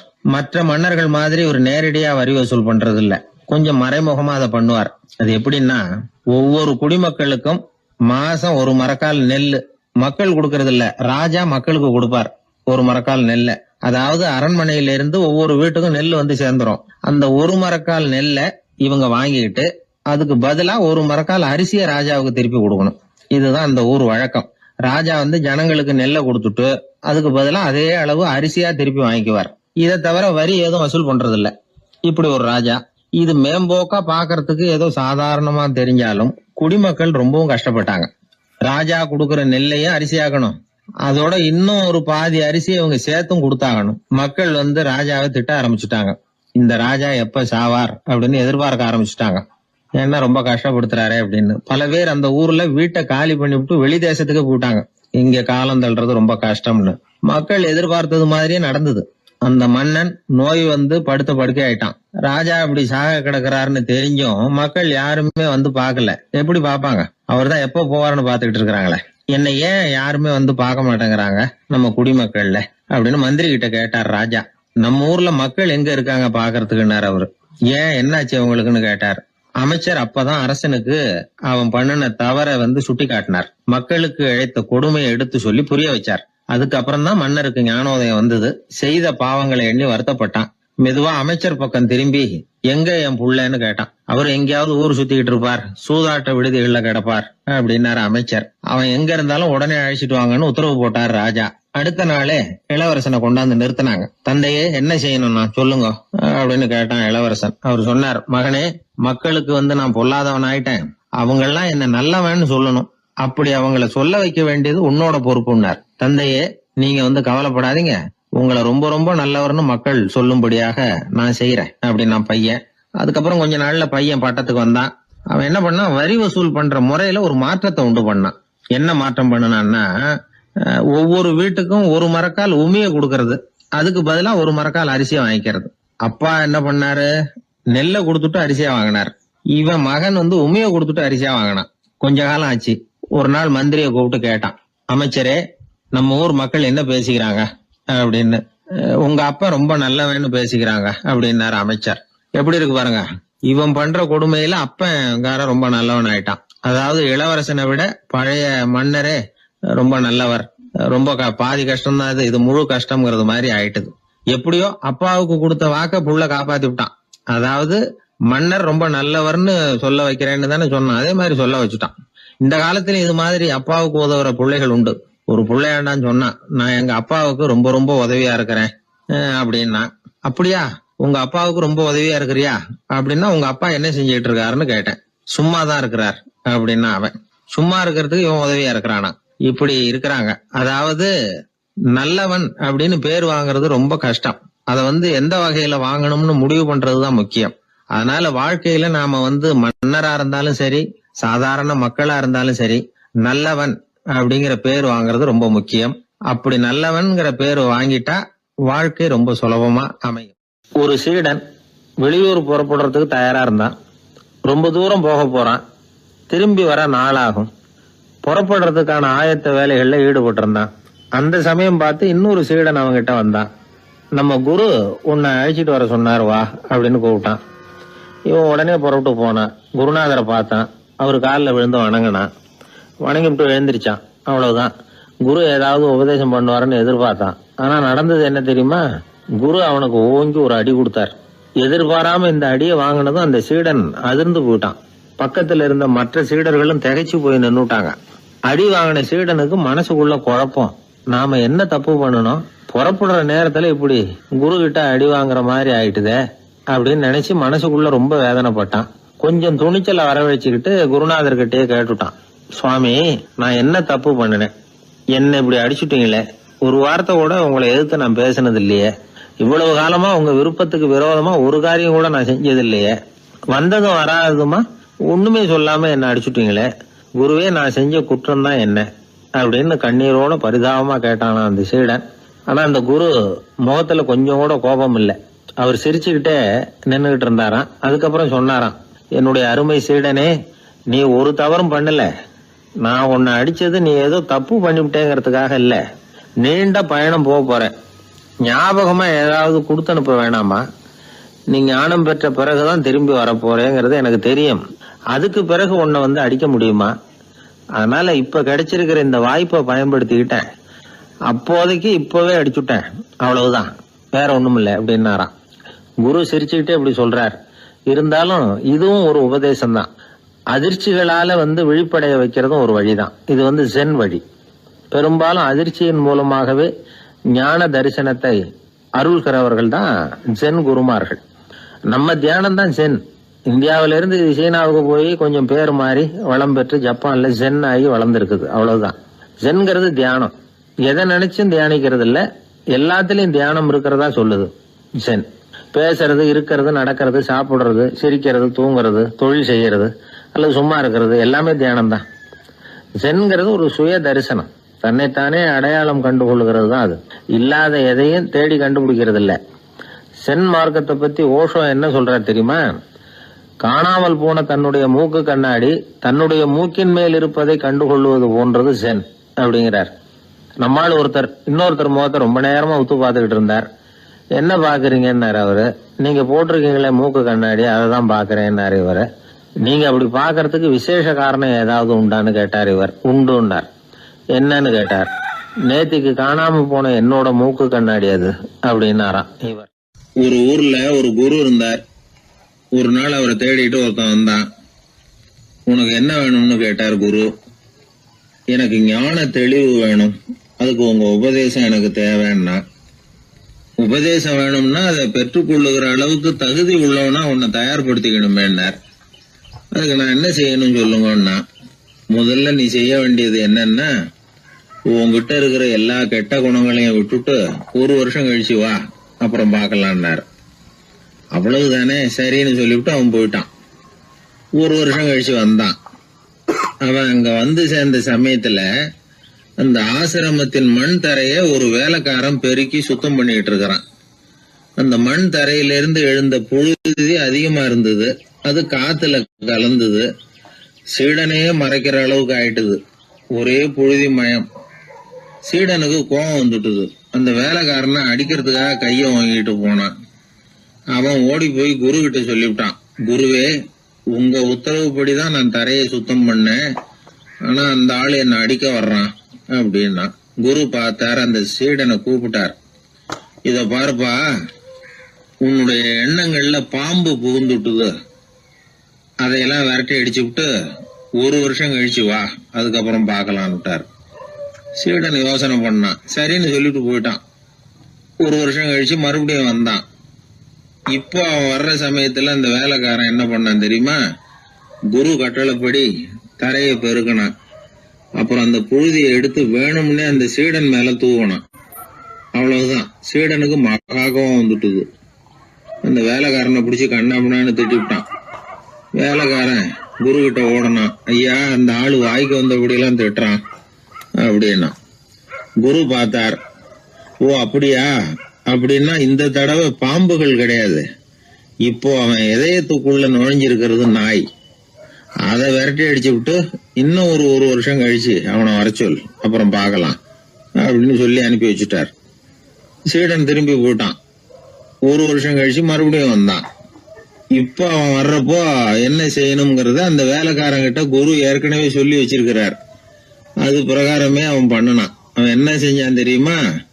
கூட்டி பெருக்கின புழுதியை எல்லாம் ஒரு வாளி தண்ணியில போட்டு நல்லா கலக்கி அந்த சீடன் தலையில ஊத்தினான்.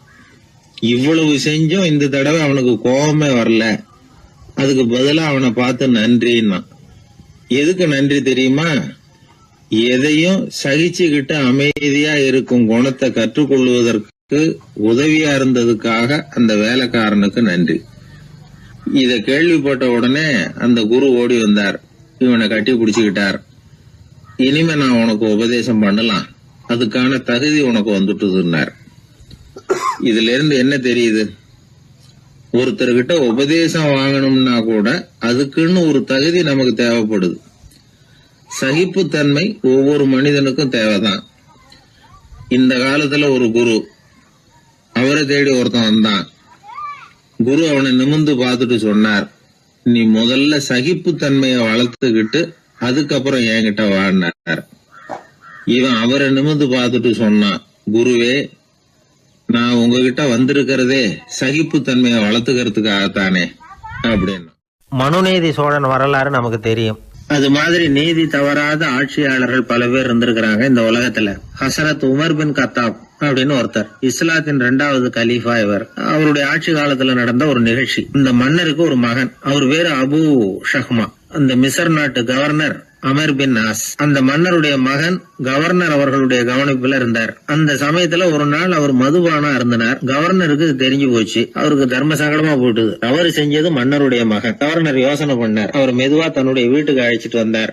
அதிகமா அவரை கஷ்டப்படுத்தாம ஒரு சின்ன தண்டனை கொடுத்து பிரச்சனையை தீர்த்துட்டார். ஏதோ பேருக்கு ஒரு தண்டனை, அவ்வளவுதான். இது நடந்து கொஞ்ச நாள் கழிச்சு மன்னருக்கு இந்த விஷயம் தெரிஞ்சு போச்சு. தன்னுடைய மகன்கிறதுனால கவர்னர் லேசான தண்டனையோட விட்டுட்டார் அப்படிங்கறத புரிஞ்சுக்கிட்டார். உடனே கவர்னருக்கு தகவல் அனுப்பினார். அமர் பின் ஆஸ் அவர்களே, என்னுடைய மகன் மதுபானம் அருந்தி இருக்கிறான். அது உங்களுக்கு தெரிஞ்ச உடனே தண்டனை கொடுத்திருக்கிறீங்க. கலீஃபாவின் மகன்கிற காரணத்தினால குறைவான தண்டனையை கொடுத்ததாக கேள்விப்படுறேன். இது ஷரியத்தின்படி மாபெரும் குற்றம். உங்களுடைய நடத்தையும் மன்னிக்க கூடியதல்ல. இந்த கடிதம் கண்ட உடனே மகன் அபு ஷஹ்மாவை மதீனாவுக்கு அனுப்பி வைக்க வேண்டியது அப்படின்னு கடிதம் எழுதினார். அதை பார்த்தார் கவர்னர். உடனே கலீஃபாவின் மகனை மதீனாவுக்கு அனுப்பி வச்சார். மன்னர் முன்னாடி நீதி விசாரணை நடக்குது. தன்னுடைய மகனுக்கு சவுக்கடி வழங்கும்படியா உத்தரவிடுறார் ஹசரத் உமர் பின் கத்தாப். தண்டனை நிறைவேற்றப்பட்டது. கூடியிருந்தவர்கள் ஐயா கொஞ்சம் கருணை காட்டுங்க அப்படின்னு சொல்லி மன்னர் கிட்ட வேண்டிக்கிட்டாங்களாம். அந்த வேண்டுகோளை மன்னர் ஏத்துக்கல. நீதியின் முன்னால் தந்தை மகன் அன்பு நேசம் உறவு இந்த முறைகளை எல்லாம் கவனிக்க முடியாது. குற்றம் செஞ்சவர் தண்டிக்கப்பட வேண்டியவர், அவர் யாரா இருந்தாலும் சரி அப்படின்னாராம். எல்லா ஆட்சியாளர்களுமே கவனிக்க வேண்டிய ஒரு செய்தி இது. அவர் ஒரு நாள் தன்னுடைய அரசாங்க கணக்கு வழக்குகளை பார்த்துட்டு இருக்கிறார். அந்த சமயத்துல அவரை பார்க்க ஒரு பெரிய மனிதர் வந்தார். இவர் தன்னுடைய சொந்த வேலை காரணமா வந்திருக்கிறார் சொன்னார் அப்படிங்கறத அவர் புரிஞ்சுக்கிட்டார். உடனே அது வரைக்கும்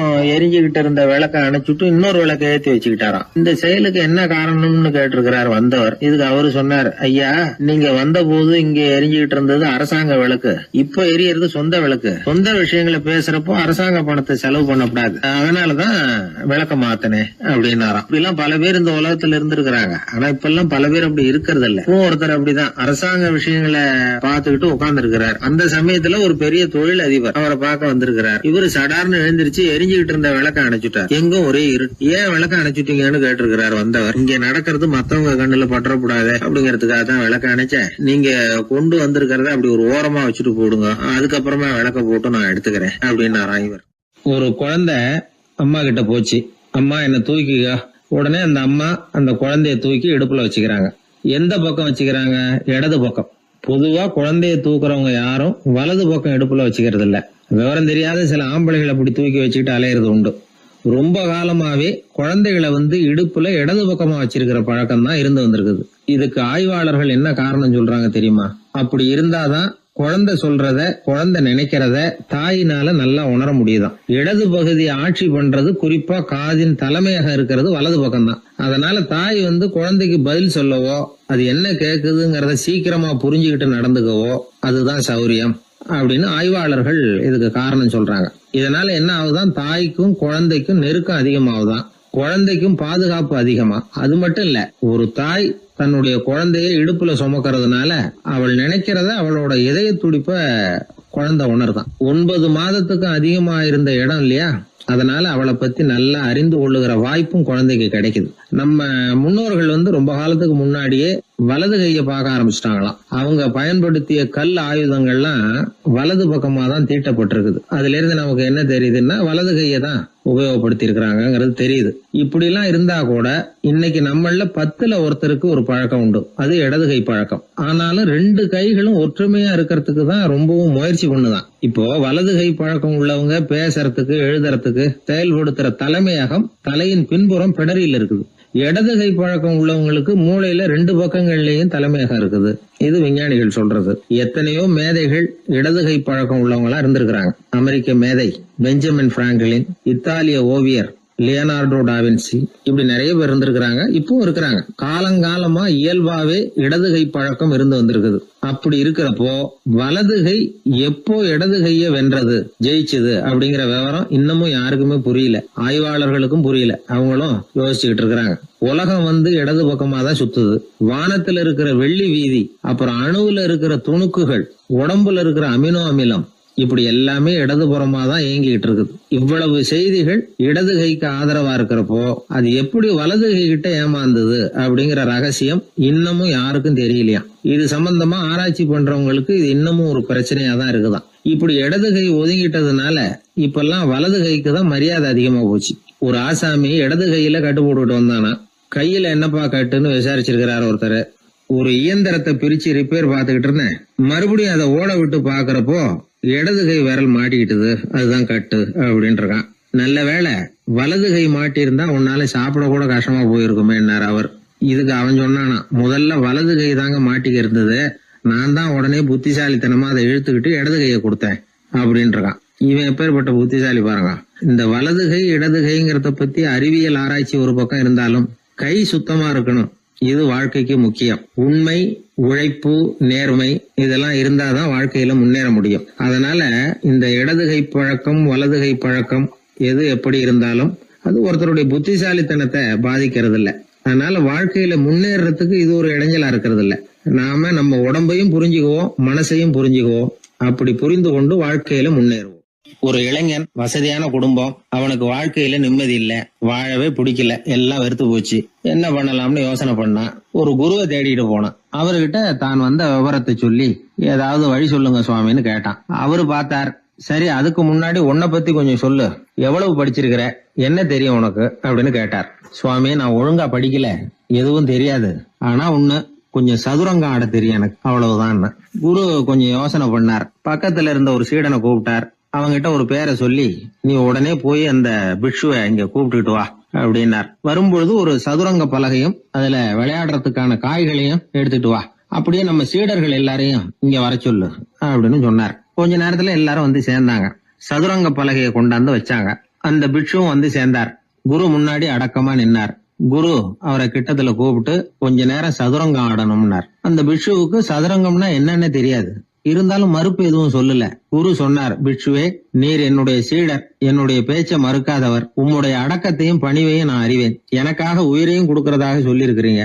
இப்போ அதுக்கான வாய்ப்பு வந்திருக்குது. நீங்க இந்த இளைஞனோட சதுரங்கம் ஆடணும். தோத்து போனா இந்த வாளால தலையை சீவி விடுவேன். ஆனா இறந்தால் உமக்கு சொர்க்கம் நிச்சயம். நீங்கள் வெற்றி பெற்றுட்டா தோற்று போன இந்த இளைஞனின் தலையை சீவி விடுவேன். சரி, இப்போ நீங்க ஆட ஆரம்பிக்கலாம்னார். ஆட்டம் ஆரம்பமாச்சு. அந்த பிட்சு முகத்துல சலனமே இல்ல. சாவை பத்தி கவலைப்பட்டதாவே தெரியல. எதுவும் புரியலன்னாலும் குருவின் கட்டளைங்கிறதுனால ஏதோ ஒரு காயை நகர்த்திட்டு இருந்தார். சுத்தி இருந்த சீடர்கள் முகத்துல திகில், பயம், பாவம், நம்ம பிட்சு நிலைமை இப்படி ஆயிட்டுதே அப்படிங்கிற கவலை. குரு கையில பெரிய வாள் பளபளப்பா தயாரா இருக்குது. பிட்சு காயை நகர்த்துறது ஆரம்பத்திலேயே ஆச்சரியமா தெரிஞ்சாலும் அவருக்கு சதுரங்கம் பத்தி எதுவுமே தெரியாதுங்கிறது இளைஞனுக்கு புரிஞ்சு போச்சு. அவனுக்கு உற்சாகம் வந்துட்டது. சுறுசுறுப்பா காய்களை நகர்த்த ஆரம்பிச்சான். பிட்சு கொஞ்சம் கொஞ்சமா தோத்துக்கிட்டே வந்தார். சுத்தி இருக்கிற சீடர்கள் முகத்துல சொல்ல முடியாத வேதனை. இளைஞன் முகத்துல மகிழ்ச்சி. நிமிர்ந்து பார்த்தான் எதிரில இருந்த பிட்சுவை. அவர் முகத்தை பார்த்ததும் இவனுக்கு ரொம்ப பாவமா இருந்தது. அந்த முகத்துலதான் எவ்வளவு சாந்தம், எவ்வளவு இனிமை, அவர் கண்கள்ல எவ்வளவு கருணை. இவர் சாகத்தான் வேணுமா? இளைஞன் யோசிக்க ஆரம்பிச்சான். நாம இறந்து போனா யாருக்கும் எந்த இழப்பும் இல்ல. வீணாகி போன தன்னுடைய வாழ்வும் சாவும் யாரையும் பாதிக்க போறதில்ல. ஆனா துறவியும் ஞானியுமான கருணை மிக்க இந்த பிட்சு இறந்தா அது எவ்வளவு பெரிய இழப்பு. அதுக்கு நாம காரணமா இருக்கிறதா அப்படின்னு நினைச்சு பார்த்தான் அந்த இளைஞன். உடனே கண்ணாமண்ணான்னு விளையாட ஆரம்பிச்சுட்டான். அதாவது தான் தோத்து போகணுங்கிறதுக்காகவே. ஆட்டத்தை கூர்ந்து கவனிச்சுக்கிட்டு இருந்த குரு திடீர்னு சதுரங்க பலகையை கழுத்து தள்ளினார். காய்கள்லாம் செதறி போட்டுது. எல்லாரும் திகைச்சு போட்டாங்க. யாருக்கும் வெற்றி தோல்வி இல்லைன்னு அறிவிக்கிறேன் குரு. தம்பி, உன்னுடைய மன ஒருமைப்பாட்டை கவனிச்சேன். முழுமையா ஆட்டத்துல மூழ்கி போனதையும் பார்த்தேன். கடைசியில உயிர் தியாகம் பண்ண முடிவெடுத்து தாறுமாறா ஆட ஆரம்பிச்சதையும் கவனிச்சேன். வாழ்க்கை என்னங்கிறதும் எந்த வாழ்க்கை பயனுள்ள வாழ்க்கைங்கிறதும் உனக்கு புரிஞ்சுட்டுது. இப்ப இங்க அதை நீ கத்துக்கிட்ட. உன்னுடைய மனம் பக்குவ நிலை அடைஞ்சுட்டுது. தியாகம் உன்னுடைய இதயத்துல குடி வந்துட்டுது. அது எங்க இருந்தாலும் நல்லதுதான். உனக்குள்ள இருந்துதான் அந்த தியாகம் வந்திருக்கு. அதை நீ அடையாளம் கண்டுபிடிச்சுக்கிட்ட. நீ இனிமே கொஞ்ச காலம் இங்கேயே இருந்துட்டு போகலாம். உன்னுடைய வாழ்வு பயனுள்ள வாழ்வா மாறும் அப்படின்னு சொல்லி அந்த குரு ஆசீர்வாதம் பண்ணார். இந்த காலத்திலயும் ஒருத்தர் அது மாதிரி தன்னுடைய வாழ்க்கையை பயனுள்ளதாக ஆக்கிக்கணும்னு ஆசைப்பட்டார். உடனே சதுரங்கம் ஆட ஆரம்பிச்சார். அப்புறம் சீட்டாட ஆரம்பிச்சார். கொஞ்ச நாள் கழிச்சு அவரை பார்த்த நண்பர் ஒருத்தர் கேட்டார், என்னங்க சீட்டாட ஆரம்பிச்ச பிறகு வாழ்க்கை பயனுள்ளதா ஆச்சா அப்படின்னு கேட்டார். ஆச்சுன்னார் அவர். யாருக்கு, உங்களுக்கான்னு கேட்டார். இல்லைங்க, நான் யாரோட ஆடுனோ அவருக்கு வாழ்க்கை பயனுள்ளதா ஆச்சு அப்படின்னு ஒரு விளக்கம் கொடுத்தாராம். அதனால வாழ்க்கைங்கிறது ரொம்ப நுட்பமான ஒன்று. அந்த நுட்பமான வாழ்க்கையை புரிஞ்சுக்கிட்டு அதுக்கப்புறம் அதை பயனுள்ளதாக மாற்றிக்கொள்ள வேண்டியது மனிதர்களுடைய கடமை. விளையாடுறது வழக்கம். மரத்துக்கு அந்த பையன் பேரில் ஒரு பாசம் உண்டாக ஆரம்பிச்சுட்டுது. பையன் அந்த மரத்தில் உள்ள பூக்களை பறிக்கணும், பழங்களை பறிக்கணும்னு ஆசைப்பட்டான். அதுக்காகவே அந்த மரம் தன்னோட கிளைகளை வளைச்சி அவனுக்கு எட்டுற அளவுக்கு தலையை சாய்ச்சி கொடுக்குது. பையன் பூக்களை பறிக்கிறான். மரம் சந்தோஷப்படுது. மரம் அன்பின் அடையாளம். அதனால் அது கொடுக்கறதுல சந்தோஷப்படுது. மனிதன் ஆணவத்தின் அடையாளம். அதனால் இவன் பறிக்கிறதுல சந்தோஷப்படுறான். பையன் வளர்ந்தான். அந்த மரத்தின் மடியிலேயே படுத்து தூங்கினான். பூக்களை பறித்து மலர் கிரீடம் பண்ணி தலையில் சூடிக்கிட்டான். பழங்களை பறித்தான், சாப்பிட்டான். அதை பார்த்து அந்த மரம் சந்தோஷப்பட்டுது. கொஞ்ச நாளாச்சு. பையன் இன்னும் கொஞ்சம் பெரியவனானான். அந்த மரத்து மேலே ஏறி கிளையில் உட்காந்துக்கிட்டு ஊஞ்சல் ஆட ஆரம்பித்தான். அவனுக்கு சௌகரியத்தை கொடுக்கறதுல மரத்துக்கு ஆனந்தம், மரத்துக்கு அசௌகரியத்தை கொடுக்கறதுல அவனுக்கு ஆனந்தம். இது அன்புக்கும் ஆணவத்துக்கும் உள்ள வித்தியாசம். பையன் இன்னும் கொஞ்சம் வளர்ந்தான். அவனுக்கு கடமை, லட்சியம் எல்லாம் சேர்ந்தது. படித்து பரீட்சை எழுதி பாஸ் ஆக வேண்டியிருந்தது. அதனால் மரத்துக்கிட்ட வர்றதில்லை அவன். ஆனால் மரம் இவனுக்காக காத்துக்கிட்டு இருக்குது. இவன் உலக விஷயங்களில் மூழ்கிட்டான். தற்செயலாக ஒரு நாள் அந்த பக்கமாக போனான். மரம் அவனை பார்த்தது. மறந்துட்டியா என்ன, நான் உன்னை பார்க்கணும்னு ஆவலாக காத்துக்கிட்டு இருக்கேனே அப்படின்னுது. இவன் பார்த்தான். நீ என்ன வச்சிருக்கிற, நான் உங்ககிட்ட ஏன் வரணும், உங்ககிட்ட பணம் இருக்குதா சொல்லு, வர்றேன். ஏன்னா நான் இப்போ பணத்தை தான் தேடிக்கிட்டு இருக்கிறேன் அப்படின்னா. உனக்கு பணம் தானே வேணும், என்னுடைய பழங்களை பறிச்சிக்கோ, அதையெல்லாம் விற்பனை பண்ணு, பணம் கிடைக்கும் அப்படின்னு அந்த மரம். உடனே இவன் மரத்தில் ஏறினான். பழங்களை பறித்தான். பழுக்காத காய்களையும் சேர்த்து பறித்தான். தன்னோட கிளை கொம்புகள் உடஞ்சா கூட அதுக்காக அந்த மரம் கவலைப்படலை, சந்தோஷப்பட்டுது. இவன் பழங்களை பொறுக்கிட்டு அந்த மரத்துக்கு ஒரு நன்றி கூட சொல்லாமல் அவன் பாட்டுக்கு போட்டான். அதுக்கப்புறம் அந்த பக்கமே திரும்பலை. பணம் சம்பாதிக்கிறதுலேயே குறியாக இருந்தான். மரத்துக்கு மறுபடியும் வருத்தம், அவன் வரலையேன்னு. பல வருஷம் கழித்து அவன் வந்தான். வா மகனே, என்னை வந்து கட்டி பிடிச்சிக்கொண்டு அந்த மரம். நான் என்ன இன்னமும் சின்ன பிள்ளையா உன்னை வந்து கட்டி பிடிச்சிக்கிறதுக்கு அப்படின்னா அவன். நான் இப்போ ஒரு வீடு கட்ட போகிறேன், அதுக்கு உன்னால் உதவ முடியுமா அப்படின்னா. என்னுடைய கிளைகளை வெட்டிக்கோ அப்படின்னுது மரம். கொஞ்ச நேரத்தில் மரத்தை அப்படியே மொட்டை அடிச்சுட்டான். மறுபடியும் கொஞ்ச காலம் கழிச்சு அந்த மனுஷன் வயசாகி ரொம்ப கிழவனாக போட்டான் அவன். அதுக்கப்புறம் வந்தான். நான் தூர தேசங்களுக்கு போய் பணம் சம்பாதிக்கணும்னு ஆசைப்பட்றேன். நான் பிரயாணம் பண்ணுறதுக்கு ஒரு படகு தேவை, அதுக்கு நீ உதவி செய்ய முடியுமான்னா. அது ஒன்றும் பெரிய பிரச்சனை இல்லை, என்னுடைய அடிமரத்தை வெட்டிக்கோன்னுது அந்த மரம். அவன் வெட்டினான், படகு செஞ்சான், போயிட்டான். இனிமேல் திரும்பி வருவானோ மாட்டானோ அது தெரியாது. ஆனால் இந்த அடிமரம் அவனுக்காக காத்துக்கிட்டு இருக்கும். ஏன்னா இது அன்பின் அடையாளம், அவன் ஆணவத்தின் அடையாளம். அன்பு வந்து கொடுக்கறதுக்கு தான் ஆசைப்படும், ஆணவம் வாங்கிறதுக்கு தான் ஆசைப்படும். இப்படி ஒரு கதையை ஒரு பெரியவர் சொல்லியிருக்கிறார். அதை வந்து நாம் சிந்திச்சு பார்க்கணும். எல்லாமே நாற்காலிக்கு ஆசைப்படாதவர்கள் அப்படின்னு சொல்லிட முடியாது. ஏன்னா நிறைய பேர் நாற்காலிக்கு ஆசைப்படுறவங்கள நாம் பார்க்குறோம். உட்கார்றதுக்கு ஒரு நாற்காலி கிடைச்சிடாதா, அதோட ஒரு கால் உடஞ்சி முக்காலியாக இருந்தாலும் பரவாயில்ல, ஒரு மாதிரியாக அனுசரித்து உட்காந்துக்கலாம் அப்படின்னு அலையிறவங்க எத்தனை பேர்? இந்த காலத்தில் மட்டும்தான் அப்படின்னு இல்லை, அந்த காலத்துலேயும் இதே மாதிரி ஆசைகள் சபலங்கள் இருந்திருக்கும் போல இருக்குது. பரமசிவன் வந்து வசிஷ்டருக்கு ஒரு விசேஷமான ஆசனத்தை கொடுத்துருந்தாராம். சரி, அப்படி என்ன அதில் விசேஷம்னா, வசிஷ்டர் ஒரு குறிப்பிட்ட இடத்துக்கு போகணும்னு நினச்சி புறப்படுறாருன்னு வச்சுக்கோங்க. அவருக்கு முன்னாடியே இந்த ஆசனம் புறப்பட்டுரும். போய் ஒரு வசதியான இடமா பார்த்து இருந்துக்கும். வசிஷ்டர் போவார். அங்கே போனதும் எங்கே உட்காரலாம்ங்கிற இட பிரச்சனையெல்லாம் அவருக்கு ஏற்படுறதில்ல. அதுதான் இவருடைய இருக்கை வந்து அங்கே முன்னாடியே போய் காத்துக்கிட்டு இருக்குதே. நேராக போவார், அதில் உட்காந்துக்குவார். மற்ற முனிவர்கள்லாம் இதை பார்த்தாங்க. அவங்களுக்கு பொறாமையாக இருந்துதான். எல்லாரும் ஒரு இடத்துல கூடி இதை பற்றி பேசியிருக்கிறாங்க. என்ன இது, நாமளும் அவரை மாதிரி தானே இருக்கிறோம், இருந்தாலும் நமக்கும் அது மாதிரி ஒரு ஆசனம் கிடைக்கலையே அப்படின்னு யோசனை பண்ணியிருக்காங்க. சரி, நேராக பரமசிவன்கிட்டே போவோம், இதை பற்றி கேட்போம் அப்படின்னு நினச்சிக்கிட்டு போனாங்களாம். பரமசிவனை பார்த்துருக்குறாங்க. ஐயா, நாங்களும் முனிவர்கள் தானே, வசிஷ்டர் பண்ணுறது மாதிரி நாங்களும் உங்களை குறித்து கடும் தவம் பண்ணிக்கிட்டு தானே இருக்கிறோம். அப்படி இருக்கும்பொழுது அவருக்கு மட்டும் ஏன் இந்த விசேஷ சலுகை அப்படின்னு கேட்டிருக்காங்க. அதுக்கு பரமசிவன் சொன்னாராம், முனிவர்களே, உங்கள் கேள்விக்கு நான் பதில் சொல்கிறேன், ஆனால் அதுக்கு முன்னாடி நீங்கள் ஒரு காரியம் பண்ணணும்னாராம். என்ன செய்யணும் சொல்லுங்கன்றிருக்காங்க. நீங்கள் ஒவ்வொருத்தரும் தனித்தனியாக போய் உங்களை விட உயர்ந்த ஒருத்தரை தேடி கண்டுபிடிச்சி அவருக்கு அதிதி பூஜை பண்ணி அவரை ஒரு மண்டலத்துக்குள்ளே என்கிட்ட அழைச்சிட்டு வந்துருங்க அப்படின்னாராம். சரின்னு எல்லாரும் புறப்பட்டுருக்காங்க. அவங்க போனதுக்கப்புறம் நந்தி தேவனை அழைச்சி வசிஷ்டரை கூப்பிட்டுக்கிட்டு வர சொன்னாராம். அவர் வந்தார், வணங்கினார். வசிஷ்டரே, இன்னையிலேருந்து ஒரு மண்டலத்துக்குள்ளே உங்களை விட தாழ்ந்தவர் ஒருத்தரை தேடி கண்டுபிடிச்சி அவருக்கு அதிதி பூஜை பண்ணி அவரை என்கிட்ட கூப்பிட்டுட்டு வாங்கன்னு விட்டார். சரின்னு இவரும் புறப்பட்டு போயிட்டார். கொஞ்ச நாள் ஆச்சு. முனிவர்கள்லாம் திரும்பி வந்தாங்க. பரமசிவன் முன்னாடி வந்து நின்னாங்க. ஐயா, எவ்வளவோ தேடி பார்த்துட்டோம், எங்களை விட உயர்ந்தவர்கள் யாருமே கிடைக்கல அப்படின்னாங்களாம். வசிஷ்டரும் வந்து சேர்ந்தார். ஐயா, எவ்வளவோ தேடி பார்த்தேன், என்னை விட தாழ்ந்தவர் யாருமே கிடைக்கல அப்படின்னாராம். அவரே தொடர்ந்து சொன்னார், என்னுடைய மனைவி எனக்கு அடங்கினவ தானே, அவளுக்காவது அதிதி பூஜை பண்ணி அழைச்சிட்டு வந்துடலாமான்னு யோசித்து பார்த்தேன். என்னோட மனசு அதுக்கும் இடம் கொடுக்கல. ஏன்னா அவளோட பதி விரதத்துக்கு முன்னாடி நாம் ஏமாத்திரம் அப்படின்னு யோசித்து பார்த்தேன். அதனால் அந்த எண்ணத்தையும் கைவிட்டுவிட்டேன் அப்படின்னு ரொம்ப வருத்தத்தோடு சொன்னாராம். இதை கேட்ட உடனே மற்ற முனிவர்களுக்கு வெக்கமாக போச்சு. இந்த உலகத்தில் நம்மளை விட மேலானவங்க யாருமே இல்லைன்னு நாம் நினச்சோம். வசிஷ்டரோ தன்னை விட தாழ்வானவங்க யாருமே இல்லைன்னு நினைக்கிறார். பரமசிவன் ஏன் அந்த ஆசனத்தை அவருக்கு மட்டும் கொடுத்தார் அப்படிங்கிற கேள்விக்கான பதில் அவங்களுக்கு கிடச்சிட்டு தான். இந்த காலத்தில் நாம் எப்படி நினைக்கிறோம்னா, எல்லாரும் நம்மளை விட மட்டமானவங்கன்னு நினைக்கிறோம். அதனால் நாம் மட்டும் நாற்காலியில் உட்காந்தா போதும் அப்படின்னு நினைக்கிறோம்.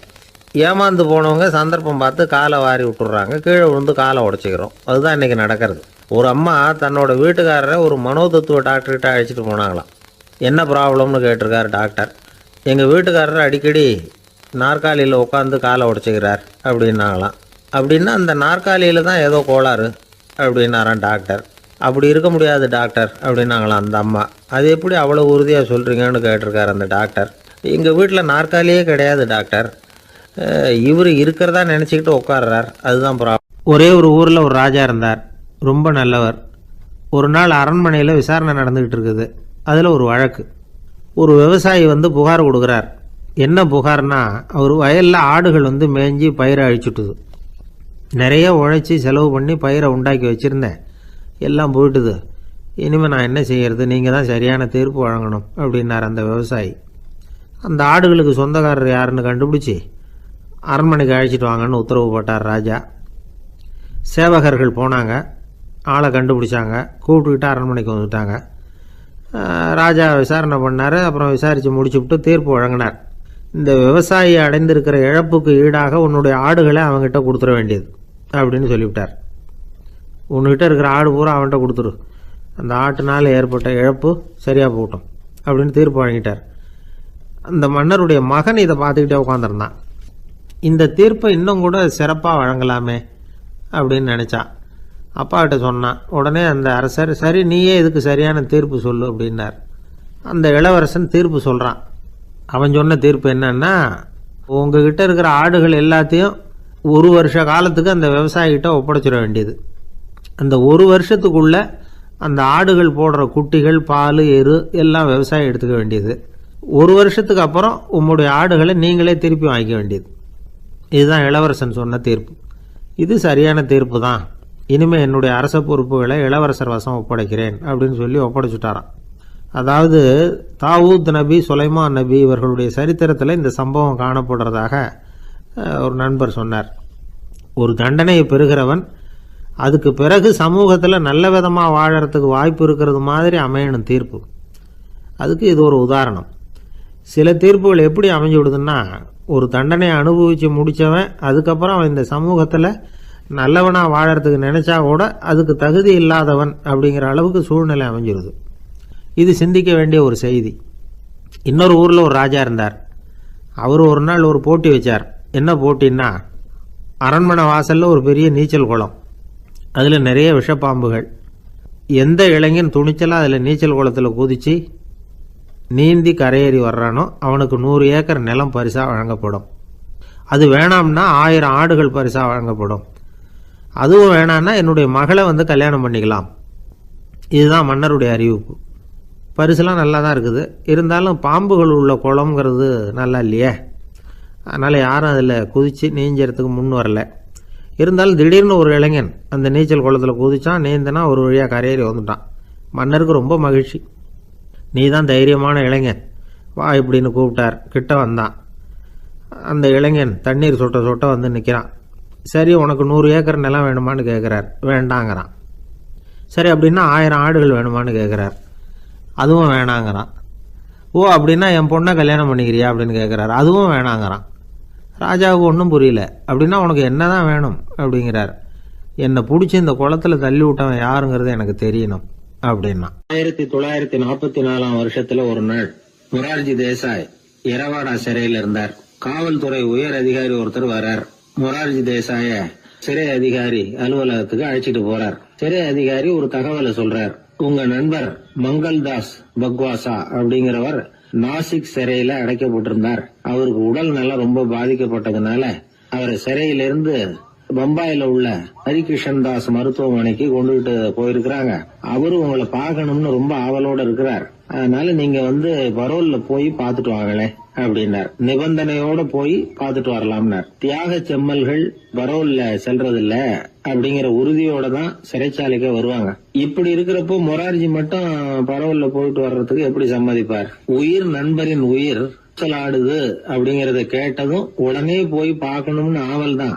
இருந்தாலும் வரன்முறையை மீறி போய் பாக்குறதுன்னா அது தேச பக்தியையே அவமானப்படுத்துறது மாதிரி ஆகும் அப்படிங்கறத அவர் உணர்ந்தார். அதனால நான் பரோல்ல போகிறதுக்கு நான் தயாரா இல்லை அப்படின்னு சொல்லிவிட்டாராம்.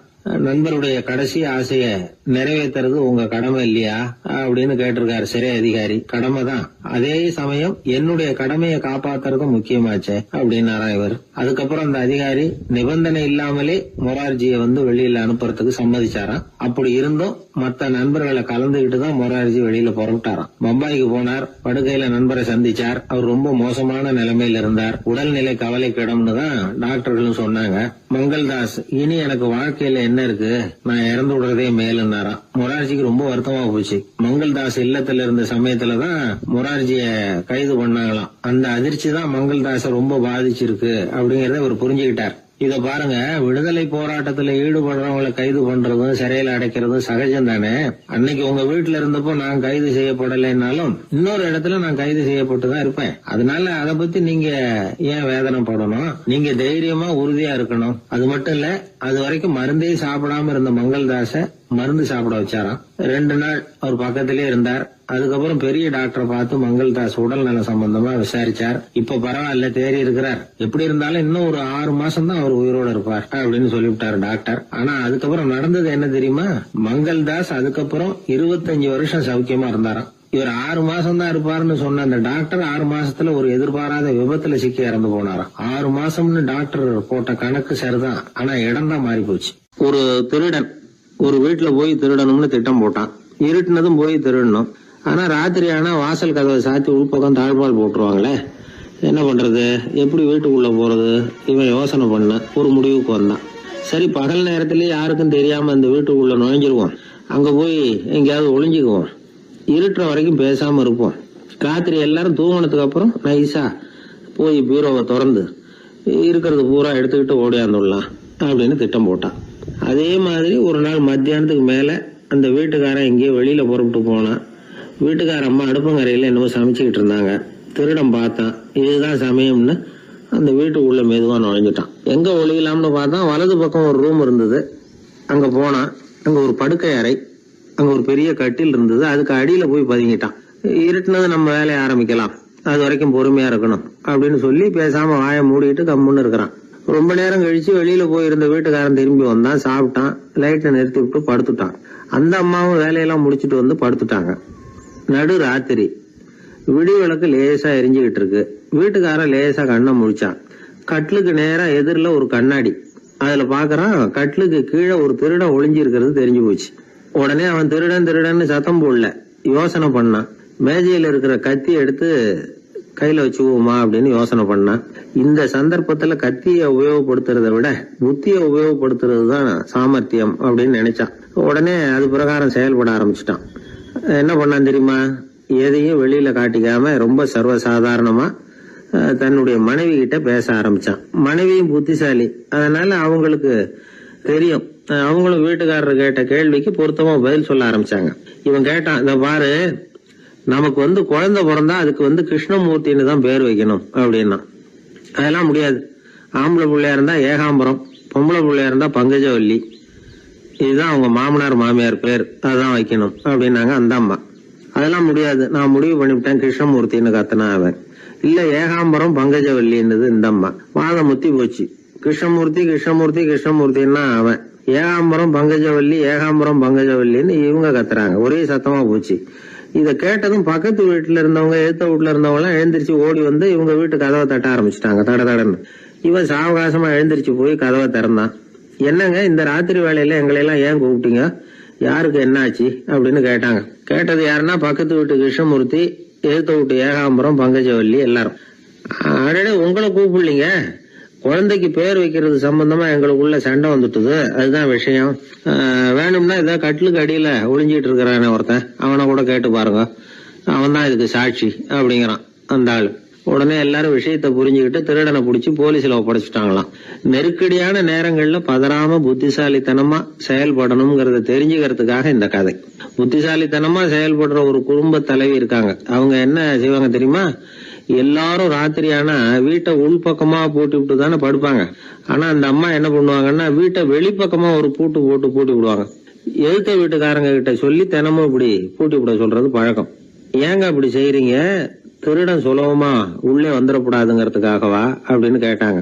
இல்லைங்க, சுலபமா வெளியில போயிடக்கூடாதுங்கிறதுக்காக அப்படின்னாங்க. என்னங்க சொல்றீங்க அப்படின்னு கேட்டாங்க. ஆமாங்க, இவருக்கு அந்த பழக்கம் உண்டு அப்படின்னு தன்னுடைய வீட்டுக்காரரை காட்டினாங்க. பக்கத்து வீடுகள் பத்திரமா இருக்கணுங்கிறதுக்காக தன்னுடைய வீட்டை பூட்டி வைக்கிறது ஒரு பெரிய விஷயம் தானே. ஒரு வயதான குரு சாய்வு நாற்காலியில உட்கார்ந்திருந்தார். ஒரு ஆள் அவரை தேடிட்டு வந்தான். வந்து அவர் முன்னாடி நின்னான். ஐயா, நான் உங்களுக்கு சீடனா ஆயிடலாம்னு நினைக்கிறேன் அப்படின்னா. அந்த குரு நிமிந்து பார்த்தார். இத பாருப்பா, அது அவ்வளவு சுலபமான வேலை இல்லை. அப்படியா சொல்றீங்க அப்படின்னா. ஆமா, நீ ஒரு சீடனா ஆகணும்னா உன்னுடைய அகங்காரத்தை எல்லாம் விட்டுடணும், தியானத்துல முழுமையா ஈடுபடணும், இது மாதிரி இன்னும் பல காரியங்களை ஒழுங்கா செய்யணும், ஒரு ஈடுபாட்டோட செய்யணும். அது மட்டும் இல்ல, இதெல்லாம் தொடர்ந்து நீண்ட நாட்களுக்கு செய்ய வேண்டியிருக்கும். அப்படி உன்னால முடியுமா அப்படின்னார். வந்தவன் யோசிக்க ஆரம்பிச்சான். சீடனாகிறதுலேயே இவ்வளவு சிரமம் இருக்குங்கிறது அவனுக்கு தெரியாது. யோசிச்சுக்கிட்டே அந்த குருவை பார்த்தான். அவர் சாய்வு நாற்காலியில் இருந்த நிலைமைய பார்த்தான். சரிங்க சுவாமி, சீடனாகிறது இவ்வளவு கஷ்டம்னா அது வேணாம், அதுக்கு பதிலா உங்களை மாதிரி ஒரு குருவா ஆயிடுறேனே அப்படின்னா. குரு சிரிச்சார். நீ சொல்றது சரிதான், குருவாகிறது சுலபமான வேலைதான் அப்படின்னார். இதை கேட்டதும் அந்த ஆளுக்கு ஏகப்பட்ட சந்தோஷம். கஷ்டப்படாம குருவாயிடலாம் போல இருக்குதே அப்படின்னு கணக்கு போட்டான். பிறகு அந்த குரு சொன்னார், நீ குருவாயிட்டா பல சீடர்களுக்கு தலைவனா ஆகணும், அவங்கள வழி நடத்தி செல்லணும். அது கஷ்டமாச்சே. ஏன்னா பல பேர் கோவப்படுறவங்களா இருப்பாங்க, சில சமயம் சண்டை கூட போட்டுக்குவாங்க, சொல்றத கேட்க மாட்டாங்க, பணிவு இருக்காது. இப்படிப்பட்டவங்களை எல்லாம் சமாளிக்கிறதுங்கிறது ரொம்ப ஆபத்தான விஷயமாச்சேன்னார். என்ன சுவாமி, இப்ப கொஞ்ச நேரத்துக்கு முன்னாடி தானே சொன்னீங்க குருவாகிறது சுலபம்னு அப்படின்னா. ஆமா, அது சரிதான். இப்ப என்னையே பாரு, நான் எவ்வளவு ஓய்வா இருக்கிறேன். ஆனா ஒண்ணு, ஒருத்தன் பல சீடர்களை வந்து வழி நடத்தி செல்லணும், அல்லது ஒரு சீடன் ஆயிடணும். இப்படி ரெண்டுல ஒண்ணு ஆனாதான் நல்லது அப்படின்னாரு அவர். அவன் இப்போ ரொம்ப குழம்பி போயிட்டான். ஏன்னா மாத்தி மாத்தி ஒவ்வொரு விதமா சொல்றாருன்னு. சுவாமி, நீங்க சொல்றத பார்த்தா ரெண்டுமே கஷ்டமான காரியமா தான் தோணுது. என்ன முடிவு எடுக்கிறதுன்னு எனக்கு புரியல. அதனால உங்களுடைய அபிப்பிராயம் என்ன, அதை சொல்லுங்க அப்படின்னு கேட்டான். இப்ப அந்த குரு சொன்னார், நீ பல சீடர்களின் தொல்லைகளுக்கு ஆளாகிறத விட நீயே முதல்ல சீடனாகி தொல்லைப்படுறதுதான் சரியா இருக்கும். ஏன்னா அப்ப நீ உன்னுடைய பிரச்சனையை மட்டும்தான் கவனிக்க வேண்டியிருக்கும். குரு ஆயிட்டீன்னா பல பேருடைய பிரச்சனையில தலையிட வேண்டியிருக்கும் அப்படின்னார். ஒரு உண்மையான குருவுக்கும் சீடனுக்கும் உள்ள உறவுங்கிறது ரொம்ப பயன் கருதாத ஒரு அன்பு கலப்பு. ரெண்டு இயற்கையான முழுமை நெருங்கி வந்து ஒன்றோட ஒன்று கலக்கிறது.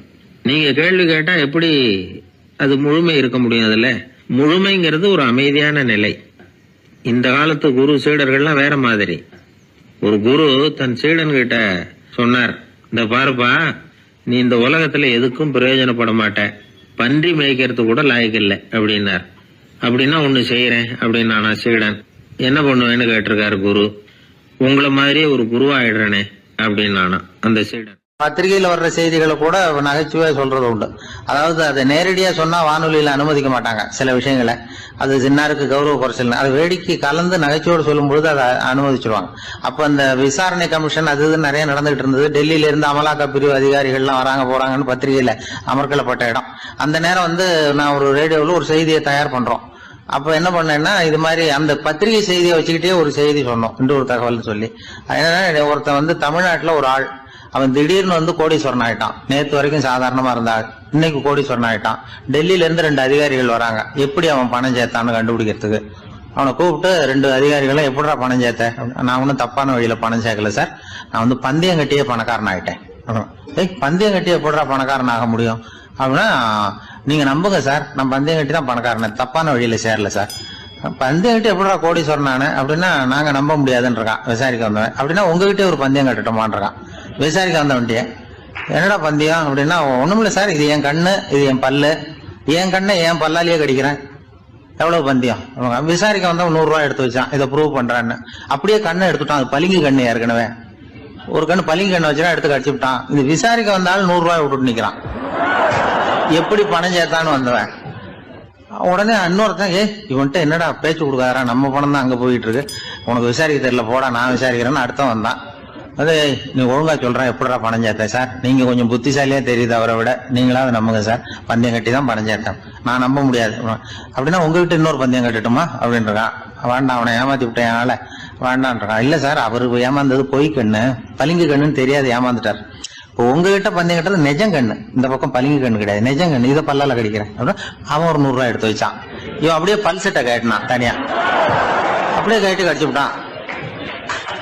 அதே விட்டுட்டான். இவன் உடனே 2 பேரும், இவன்கிட்ட பேச பேச நம்ம பணம் தான் அவன்கிட்ட போயிட்டு இருக்கு, இவன் எப்படி பணம் சேர்த்தான்னு கண்டுபிடிக்கிறதுக்கு டெல்லியில இருந்து வந்திருக்கோம், மேற்கொண்டு பேசாத, பேச பேச பந்தயம் கட்டுவான், திரும்பி போறதுக்கு ரயிலுக்கு டிக்கெட் சரியா இருக்கா பாடுறான்றான். அவன் கரெக்டா எண்ணி பார்த்து கரெக்டா இருக்கப்பா, மேற்கொண்டு பேசாத, அவன்கிட்ட நம்ம போயிடுவோம், போய் நம்ம அதிகாரிகிட்ட சொல்லிடுவோம்னு சொல்லி போயிட்டு வரேன் சார் அப்படின்னு சொல்லிட்டு மரியாதை போயிட்டாங்க. போய் டெல்லியில பெரிய அதிகாரிகிட்ட போய், சார் அவன்கிட்ட வந்து விசாரிச்சு பார்த்தோம் சார், தமிழ்நாட்டுல பந்தயம் கட்டி தான் பணம் சேர்த்தேன்னு சாதிக்கிறான், எங்ககிட்ட ஒரு 200 ரூபாய் வாங்கிட்டான் சார் அப்படின்னு அவருக்கு கோவம் வந்துட்டுது. இந்தியாவுக்கே தலைமை அதிகாரி, இதுக்காகவாடா நீங்க இருக்கீங்க, எத்தனை பேர் இருக்கீங்க உங்களை மாதிரி ஜூனியர் ஆபீசர்ஸ் நம்ம ஆபீஸ்ல இந்தியா பூரா விசாரிக்கிறதுக்கு அப்படின்னா 30 பேர் இருக்கோம் சார். 30 பேருக்கு அனுபவம் பத்தாது, நான் இந்தியாவுக்கே தலைமை அதிகாரி, அனுபவம் ஜாஸ்தி, உங்களுக்கு ட்ரைனிங் கொடுக்கணும் எப்படி ஒருத்தரை விசாரிக்கிறதுன்னு. 30 பேரும் ஒரு ரூம்ல வந்து உட்காருங்க, ஒரு ஆள் போய் அந்த ஆளை தமிழ்நாட்டுல இருந்து நீங்க கூப்பிட்டுட்டு வா, வர்ற வரைக்கும் அவன்கிட்ட பேசாதீங்க, பந்தயம் கட்டுவான், மெதுவா கொண்டு வந்து நிறுத்து அப்படின்னா ஒரு ஆள் வந்து ஸ்பெஷலா கூப்பிட்டு போட்டான். இது மாதிரி மேடையில நிறுத்திவிட்டு ஒரு தலைமை அதிகாரி 30 ஜூனியர் அதிகாரிகள் அவங்களுக்கு பயிற்சி கொடுக்குறார். இவனை பார்த்து, ஏய் ஒழுங்கா சொல்லு, எப்படி பணம் சேர்த்த, நான் இந்தியாவுக்கே தலைமை அதிகாரி, என்கிட்ட உண்மையை ஒத்துக்கிட்டீங்கன்னா உன்னை அப்ரூவர் ஆக்கிடுவேன் அல்லது தண்டனையை குறைப்பேன், அந்த அதிகாரம்லாம் என்கிட்ட உண்டு, ஒழுங்கா சொல்லு அப்படிங்கிறார். அவர், சார் நீங்க இந்தியாவுக்கே தலைமை அதிகாரி, அனுபவம் ஜாஸ்தி, நீங்களாவது நம்புங்க சார், நான் பந்தயம் கட்டி தான் பணம் சேர்த்தேங்கிறான். இங்கேயே வந்து இப்படி சாதிக்கிறேன், உன்னை நம்ப முடியாதரா அப்படின்னா உங்ககிட்ட ஒரு பந்தயம் கட்டுட்டுமா நானா அவர்கிட்ட போய், வானண்டா என் ஆளை ஏமாத்தி விட்டேன் அப்படின்னா, இல்ல சார் அவங்க ஏமாந்தது என் உடம்ப பத்தின ரகசியம், என் கண்ணு பளிங்கு கண்ணுன்னு தெரியாது, நான் பல்செட்டு கட்டியிருந்தது தெரியாது, ஏமாந்துட்டாங்க. இப்ப நான் உங்ககிட்ட கட்டுற பந்தயம் உங்க உடம்ப பத்தின ரகசியம். என் உடம்புல என்னடா ரகசியம், முதுகுல, உங்க முதுகுல 1 ரூபா அகலத்துக்கு கருப்பா ஒரு மச்சம் இருக்கு, உண்டா இல்லையானா, இல்லேன்னு தெரியும் அவருக்கு. இல்லடா நேத்து வரைக்கும் இல்ல சார், இப்ப இருக்குது மச்சம் அப்படின்னு உடனே 100 ரூபாய் எடுத்து வச்சார் அவர் தலைமை அதிகாரி. ஒரு 100 ரூபாய் வச்சு சட்டையை கட்டி காட்டுறாரு, மச்சம் இல்ல, இவன் தோத்துட்டான் இங்கிருந்து போனவன். உடனே 200 ரூபாய் எடுத்து வச்சுக்கிட்டு, தோழர்களே இப்படிதான் ஒருத்தரை விசாரிக்கணும், என்கிட்ட இவன் ஏமாந்துட்டான் பாருங்க, துருவி துருவி விசாரிக்கிறதுன்னு சொல்றாங்களே இதுதான் அப்படின்னு விளக்கம் கொடுத்தார். அப்போ இவன் மெதுவா ஆரம்பிச்சானா, சார் இந்த பந்தயத்துல உங்களுக்கு 200 ரூபாய் லாபம், ஆனா இதே பந்தயத்துல எனக்கு 2900 ரூபாய் லாபம் சார் அப்படின்றான். என்னடா பண்ண அப்படின்னு கேட்டிருக்காரு. உங்களுக்கு தெரியாம இந்த 30 பேர்கிட்டையும் தனித்தனியா ஒரு பந்தயம் கட்டியிருக்கேன். 30 பேர்கிட்ட என்னடா பந்தயம் கட்டினேன், ஒண்ணும் இல்ல சார், உங்க எல்லாரும் முன்னாடியும் உங்க மேலதிகாரியை சட்டையை கேட்ட வைக்கிறேன், உங்களுக்கு பந்தயம் கட்டினேன், போயிட்டு பூரா எனக்கு 2900 ரூபாய் லாபம். அவரு பார்த்தா அதிர்ச்சி ஆயிட்டாரு. தலைமை, சார் நீங்க போங்க சார் அப்படின்னு சொல்லி ஒரு ஆளை கொண்டு போய், சாரை கொண்டு போய் மரியாதையா பக்கத்து ரூம்ல விட்டுவாங்க, இனிமே அவர்கிட்ட யாரும் பேசாதீங்க வாங்கன்னு சொல்லிவிட்டு, அதுக்கப்புறம் தோழர்களே, இவர் பேச ஆரம்பிச்சார், தோழர்களே இனிமே யாரும் தமிழ்நாட்டு பக்கம் விசாரிக்க போகாதீங்க, நீங்க யாராவது போறதுன்னா மத்திய பிரதேசம், உத்தரப்பிரதேசம், இப்படி எத்தனையோ பிரதேசம் இருக்கு, போயிட்டு வாங்க, தமிழ்நாட்டுக்கு மட்டும் போகாதீங்க, ஏன்னா அங்க போனா நம்ம பணத்துக்கு ஆபத்து வந்துருது அப்படின்னு சொன்னாருன்னு இந்த கதையை ரேடியோல சொன்னேன். இந்த கதையை உண்மை சம்பவமா சொன்னா அனுமதிச்சிருக்க மாட்டாங்க.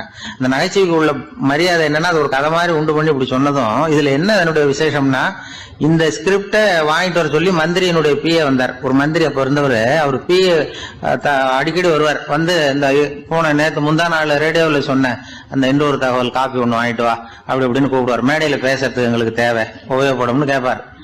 அவரு இந்த நிகழ்ச்சி வந்தப்போ உடனே அன்னைக்கு வந்துட்டார் அந்த பிஏ. இன்னைக்கு காலையில சொன்னீங்களே சார், மந்திரி கேட்கிறாரு மேடையில பேசுறதுக்கு அப்படின்னு. நான் அப்பதான் ஆச்சரியப்பட்டேன், பாருங்க இந்த நகைச்சுவைக்கு உள்ள மரியாதை, அவரே கேட்கிறார், சொல்லப்பட்டதே அவரை பத்தி தாங்கிறது தெரியாம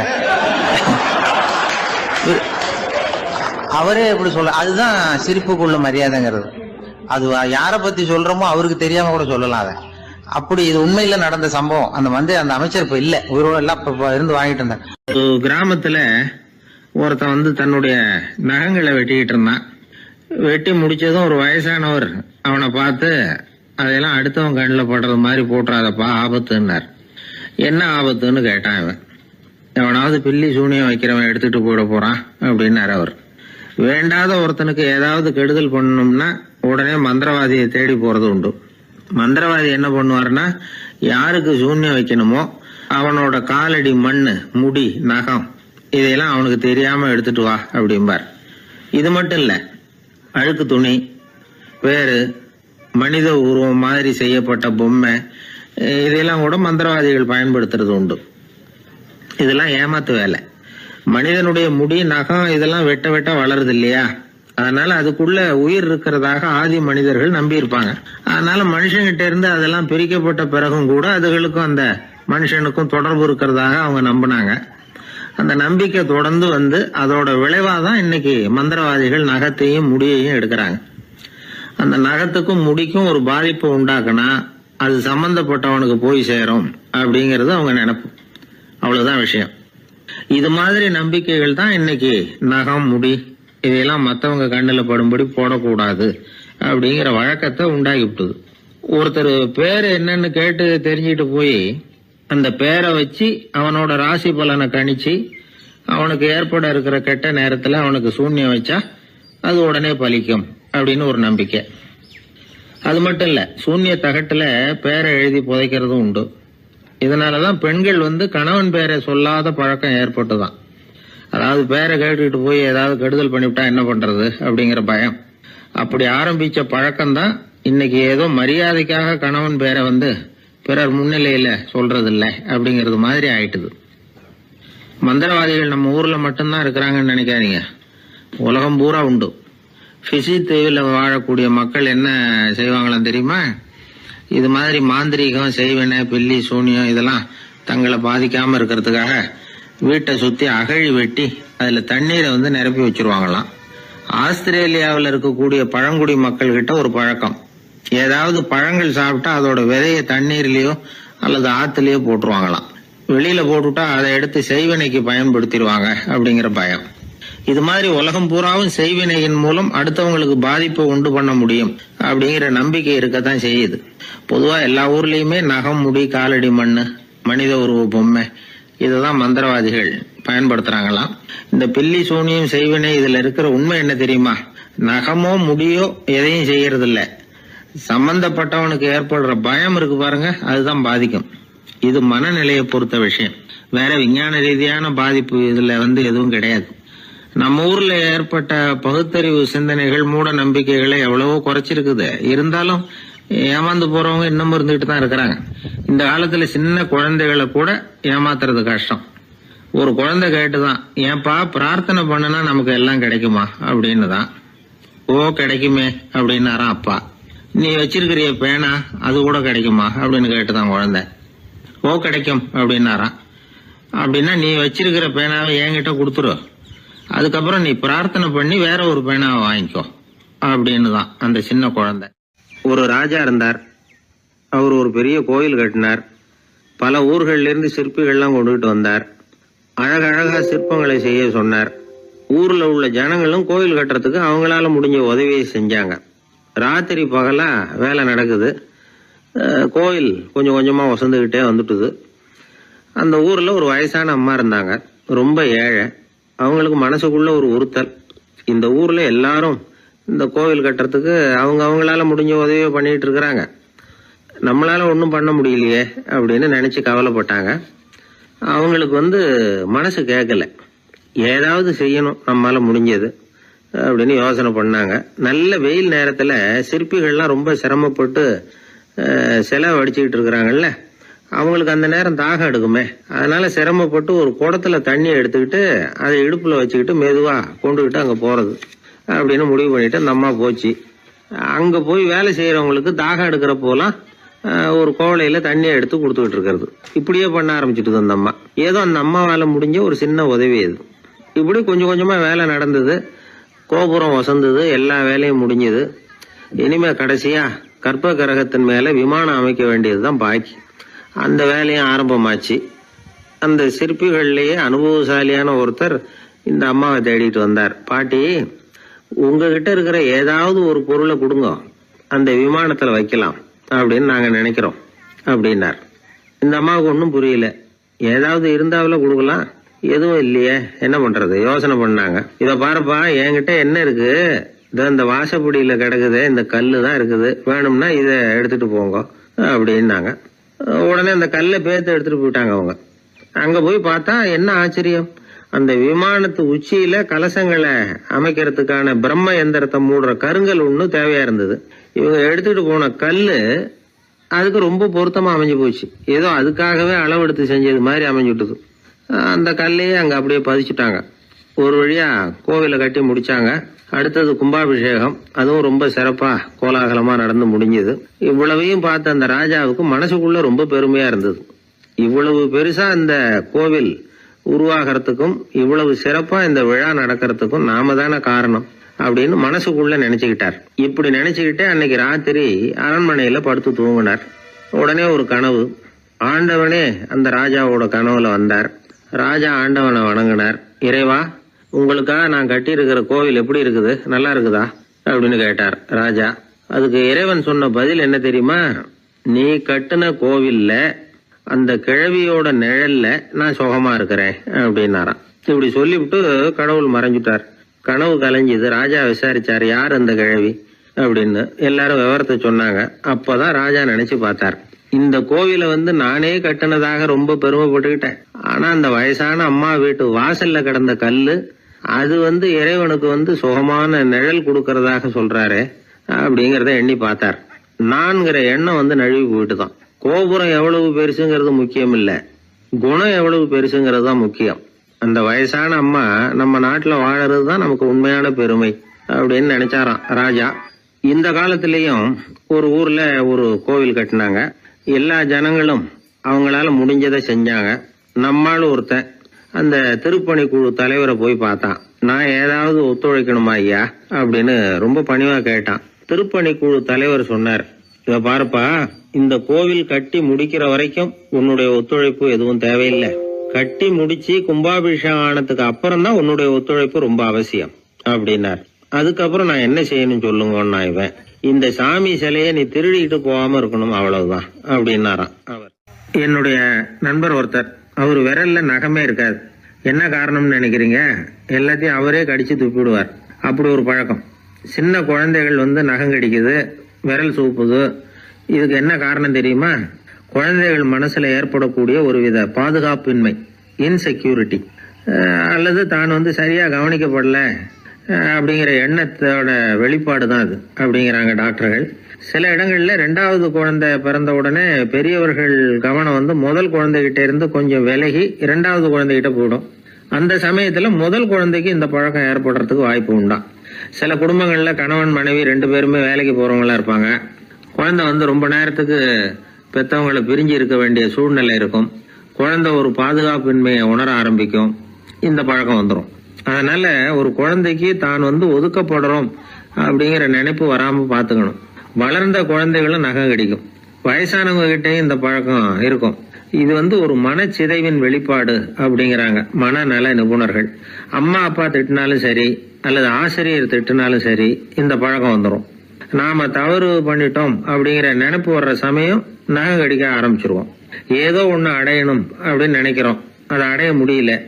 இப்படி ஒரு ஏக்கம் வர்ற சமயத்திலேயும் சில பேர் நகத்தை கடிக்க ஆரம்பிச்சிருவாங்க.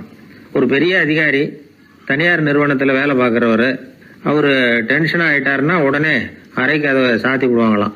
அவரே சாத்திக்குவாராம். அப்படி சாத்திக்கிட்டு உள்ள எதையாவது வெறிச்சு பார்த்துக்கிட்டே நகத்தை கடிக்க ஆரம்பிச்சிருவாராம்.